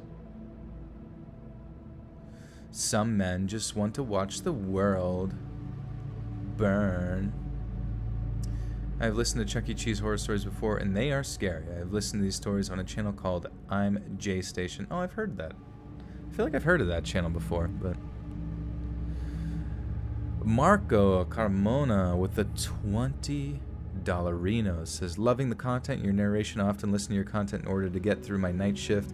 My favorite kinds of stories are night shift and stories and pizza delivery stories. Thanks for what you do. Thank you, Marco. You're welcome. Yeah, I love those stories too.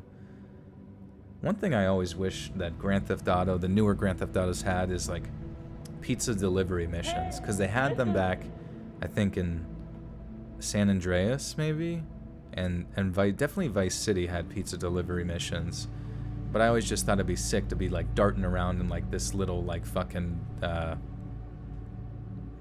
coupe, you know what I mean? Like hitting the NOS and drifting as you're trying to get, just like running people over as you're trying to get pizza delivered. Did J Station fake his girlfriend's death and didn't tell her family? Maybe that. I have no fucking clue. I recognize the name J Station, but I don't. That sounds like a bit above my knowledge. I have no fucking clue what happened with him, my dude. But yeah, thanks again, Marco. Appreciate it. Last time we got takeout, and it still tasted amazing. From Chuck E. Cheese? You got Chuck E. Cheese takeout? That'd be funny. They like send the animatronics to your house. They have to play a song while you eat. Oh yeah, on a moped. Oh my god, on a moped delivering pizzas. Let's fucking go, dude. Of course, I feel like if you're like, I don't know. I feel like J Station is really weird. Fake deaths and fake content are around. I'm kind of like starting to remember like his name in relation to controversy, but I don't know. I don't even recall. I feel like the controversy I recall around his existence was like, wasn't that like 5 or 6 years ago? It's so fucking long ago. I'm J Station got arrested at Disney. Real footage, Disney World. Yeah, I don't fucking remember.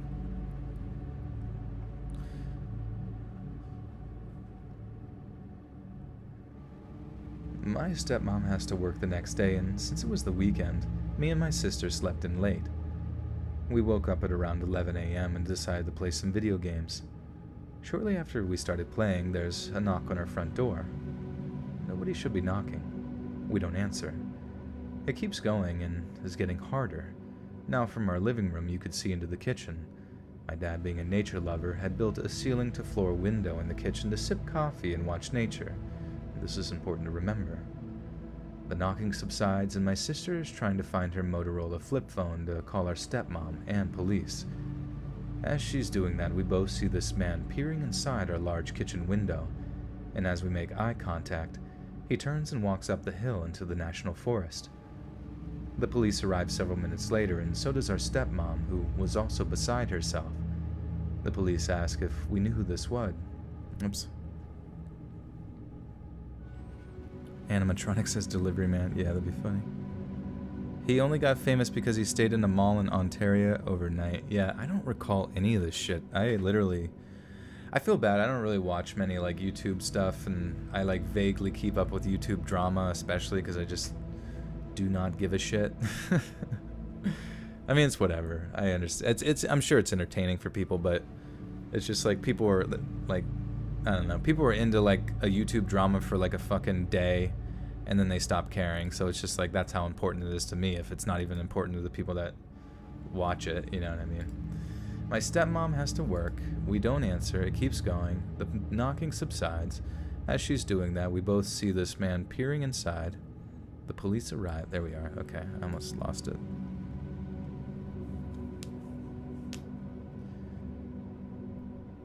The police arrive several minutes later, and so does our stepmom, who was also beside herself. The police ask if we knew who this could possibly be and why whoever this was would have left a note on our door. A note on our door, I thought, till we were reading the poorly written note that was written on a torn corner. Till we were reading the poorly written note that was written on a torn corner of a piece of sticky pad paper that read, "I wasn't planning on hurting anyone." We told the officers what happened and that he went up to the hill into the forest, so they did a quick scan and said they didn't see anyone, and that we really just need to keep everything locked up for a while, be vigilant, and if we experience this again, to give them a call. We moved shortly thereafter this event for other reasons, but to the man driving the white Ford Probe, I fucking hate the "let's not meet" ending. Like think of a different ending. Just think of a different fucking ending. Like, stop saying this ending. It's not even like interesting, or like, I don't even know its purpose. I get it, it's like correlated to the fucking subreddit that you're on, but it's like, it doesn't even hold any sense of fucking existential dread. It doesn't hold any sort of like, I don't even know. Joel, what's your favorite platform? I guess YouTube, because it's like, you know, where I have my most success, but I mean, the podcast is the second most successful part.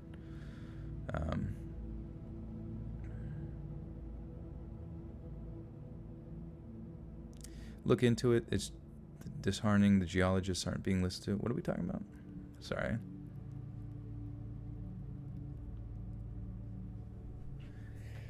All right. And let's not meet. Lame-o. No, it's whatever. If you want to end your story that way, that's fine. But just like say like literally anything else. If you guys write a story, just anything else will be like, it was maybe spooky 7 years ago, but it's just like now it's just so repetitive. It's like you couldn't think of any other way to end your story about a creepy guy walking into the woods. I had to say let's not meet. It's cringy. Yeah, it's just like pointless. I wasn't planning on hurting anyone. We told the officers what happened, and they went up in the house. That's all I can really end it on, is them giving him a call. I wasn't planning on hurting anyone. We told the officers what happened and that he went up the hill into the forest, so they did a quick scan and said they didn't see anyone and that we really just need to keep everything locked up for a while. Be vigilant. If we experience this again, give them a call. We moved shortly after this event for other reasons. Even that sounds fucking boring.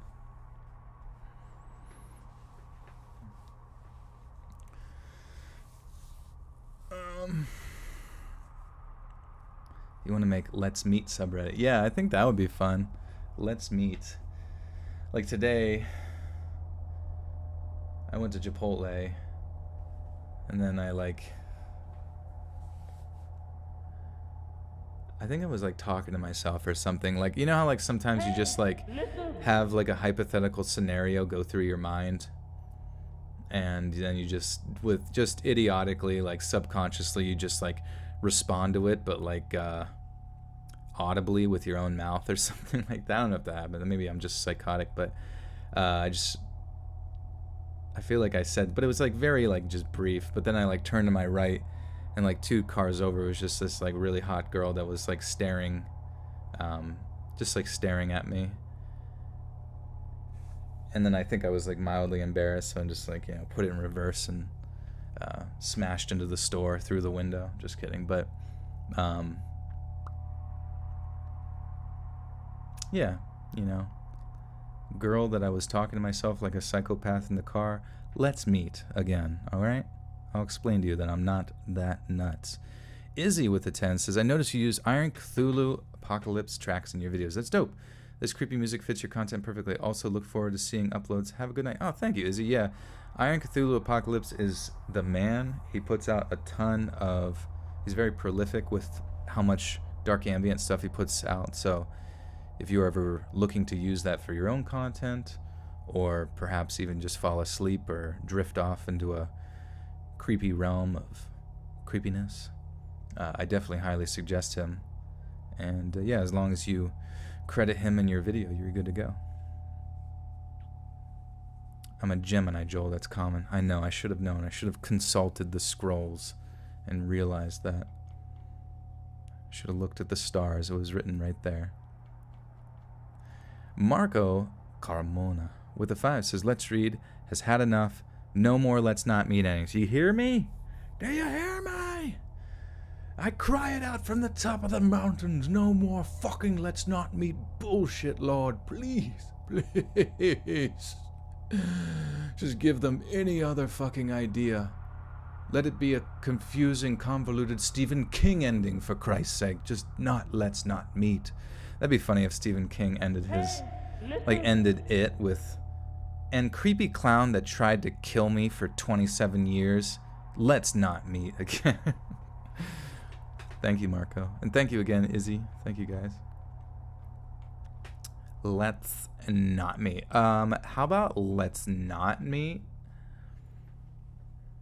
Like, it's like a double negative. I don't even know. It's like not even proper grammar. It's just confusing. You know what? Yeah, let's meet from now on. Let's just meet. How about we meet the guy that creeped us out and we talk it out?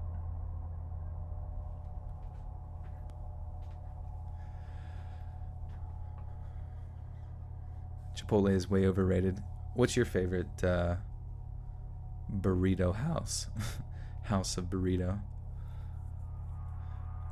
Alright, let me try this again. So I wasn't planning on hurting anyone. We told the officers what happened, and then we went to the top of the hill in the forest. They did a quick scan and said they didn't see anyone, and that we really just need to keep everything locked up for a while. Be vigilant, and if we experience this again, give them a call. Whatever. Just end on that. Or I don't fucking know. I wasn't planning on hurting anyone. Nah, that didn't sound creepy enough. I wasn't planning on hurting anyone. We told the officers what happened and that he went up the hill into the forest, so they did a quick scan and said they didn't see anyone, and that we really just need to keep everything locked up for a while. Be vigilant, and if we experience this again, to give them a call. Thank God, we moved shortly thereafter this event, for other unrelated reasons. I don't know. I think that's fine. Do today's ending, Virga Wee. What does that mean? Is that some weeb shit? Tinder ending. Let's not mate again. Damn. That hits home. So spooky. So spooky. Too spooky. There's a YouTube channel name for you. Too spooky. People won't even want to click on your videos because they know what they're in for. I can only imagine, like, Stephen King arbitrarily, like, I don't know, whenever I tag him in, like, a troll tweet, and then he's just, like, I don't know, drunk on cocaine or something, and he clicks on my, like, Twitter, and then he clicks on my YouTube videos, and he hears one of these stories, and he just, like, throws up in his mouth, seeing that I have even a modicum of success. Joel, when are you playing Overwatch? I can play it right fucking now if you want me to, baby. Let's go. I want to get angry. I want to play fucking tank and hate my life. And healer. Let's meet. That's something that vegans would never say. Let's meet again. Let's not meet. There you go. That's a vegan t-shirt for you. r/let's not, or a vegan subreddit. r/let's not meet. Alright, let me read this outro. Somebody think of an outro thing. And it better be funny. What do you call a dog with no legs? Don't you say it. Don't you even say it. Too Spooky channel will consist of how-to dating videos. drunk on cocaine. Let's breed.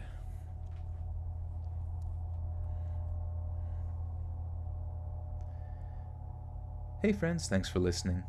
Click that notification bell to be alerted of all future narrations. If you got a story, be sure to submit them to my subreddit, r/letsreadofficial, and give and receive feedback from the community, and maybe even hear your story featured in the next videos. And join a live stream to catch an invite to my Discord.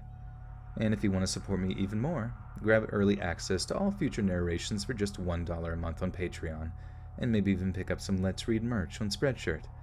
And check out the Let's Read podcast, where you can hear all these stories in long compilation form and save huge on data, located anywhere you listen to podcasts. Links in the bio. Thanks so much, friends. And remember, ya ichi ni san. Wait, what does that mean? Did I just say a naughty word in another language? If your hamburger falls apart, it's probably the clown's fault.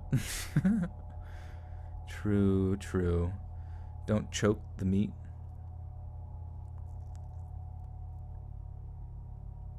Maybe it's Maybelline. That would be funny. Your booty is heavy duty, like diarrhea. Like diarrhea. Thank you, Eminem. Your booty is heavy duty, like diarrhea. Is that really what he says in the song, like diarrhea? Wait, Gabriella, you can play tank. What's your do you have, what's your SR? Also, I don't believe you. Join the Discord and I'll fucking, you better carry me, okay? And remember, vegans never meet. And to all the vegans, let's not meet again. Actually, I'm gonna say that, fuck it. Thanks so much, friends. And remember, vegans, let's not meet again. That's funny. Alright, I put that in there. Someone's gonna comment, cringe. Us vegans would never laugh at such a fucking fuckity fuck joke. Fuck, we don't even eat peeps. We don't even eat peeps from fucking Easter. We don't even eat. Us vegans don't even eat unless it's covered in dirt and slime. Sorry. Just kidding. Annie Spencer with a 5 says, hey, always enjoy live. Thanks for being here. Thank you, Annie. Much love to you. Thank you so much.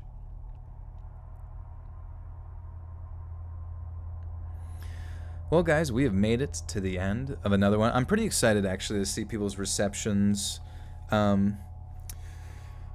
to tomorrow's video, because it's, as I said, there's gonna be a live action acted out story that I'm narrating it throughout the whole thing, but it's acted out. So I think that's gonna be really sick. Fuck. Let me real quick. I feel bad. I'm like forgetting the YouTube channel that I'm working with, and I want to make sure I get it right, so you guys can, if you want to, head over there and check out their other shit. Don't watch their most recent one, because that's going to be on tomorrow. Yes, for this one, let's see. Oh yeah, Dark Echoes. That's the name of their channel, and basically they do. I can link it actually in the. I can link it in the chat. Makes it easier for you guys if you guys are using desktop. I don't know if I assume you can click it in mobile if you're on mobile with chat, but basically Dark Echoes does live action true scary stories that they act out, and it's like really high quality, high production value. Phasmophobia, I don't know, Phasmophobia never seemed to really interest me, but I never had VR either, so even though I know you don't need to have VR to play it, it seems like VR is like where it's at. Oh yeah, somebody get that Discord invite. Do we have any mods in the chat anymore? I don't even know if we do anymore.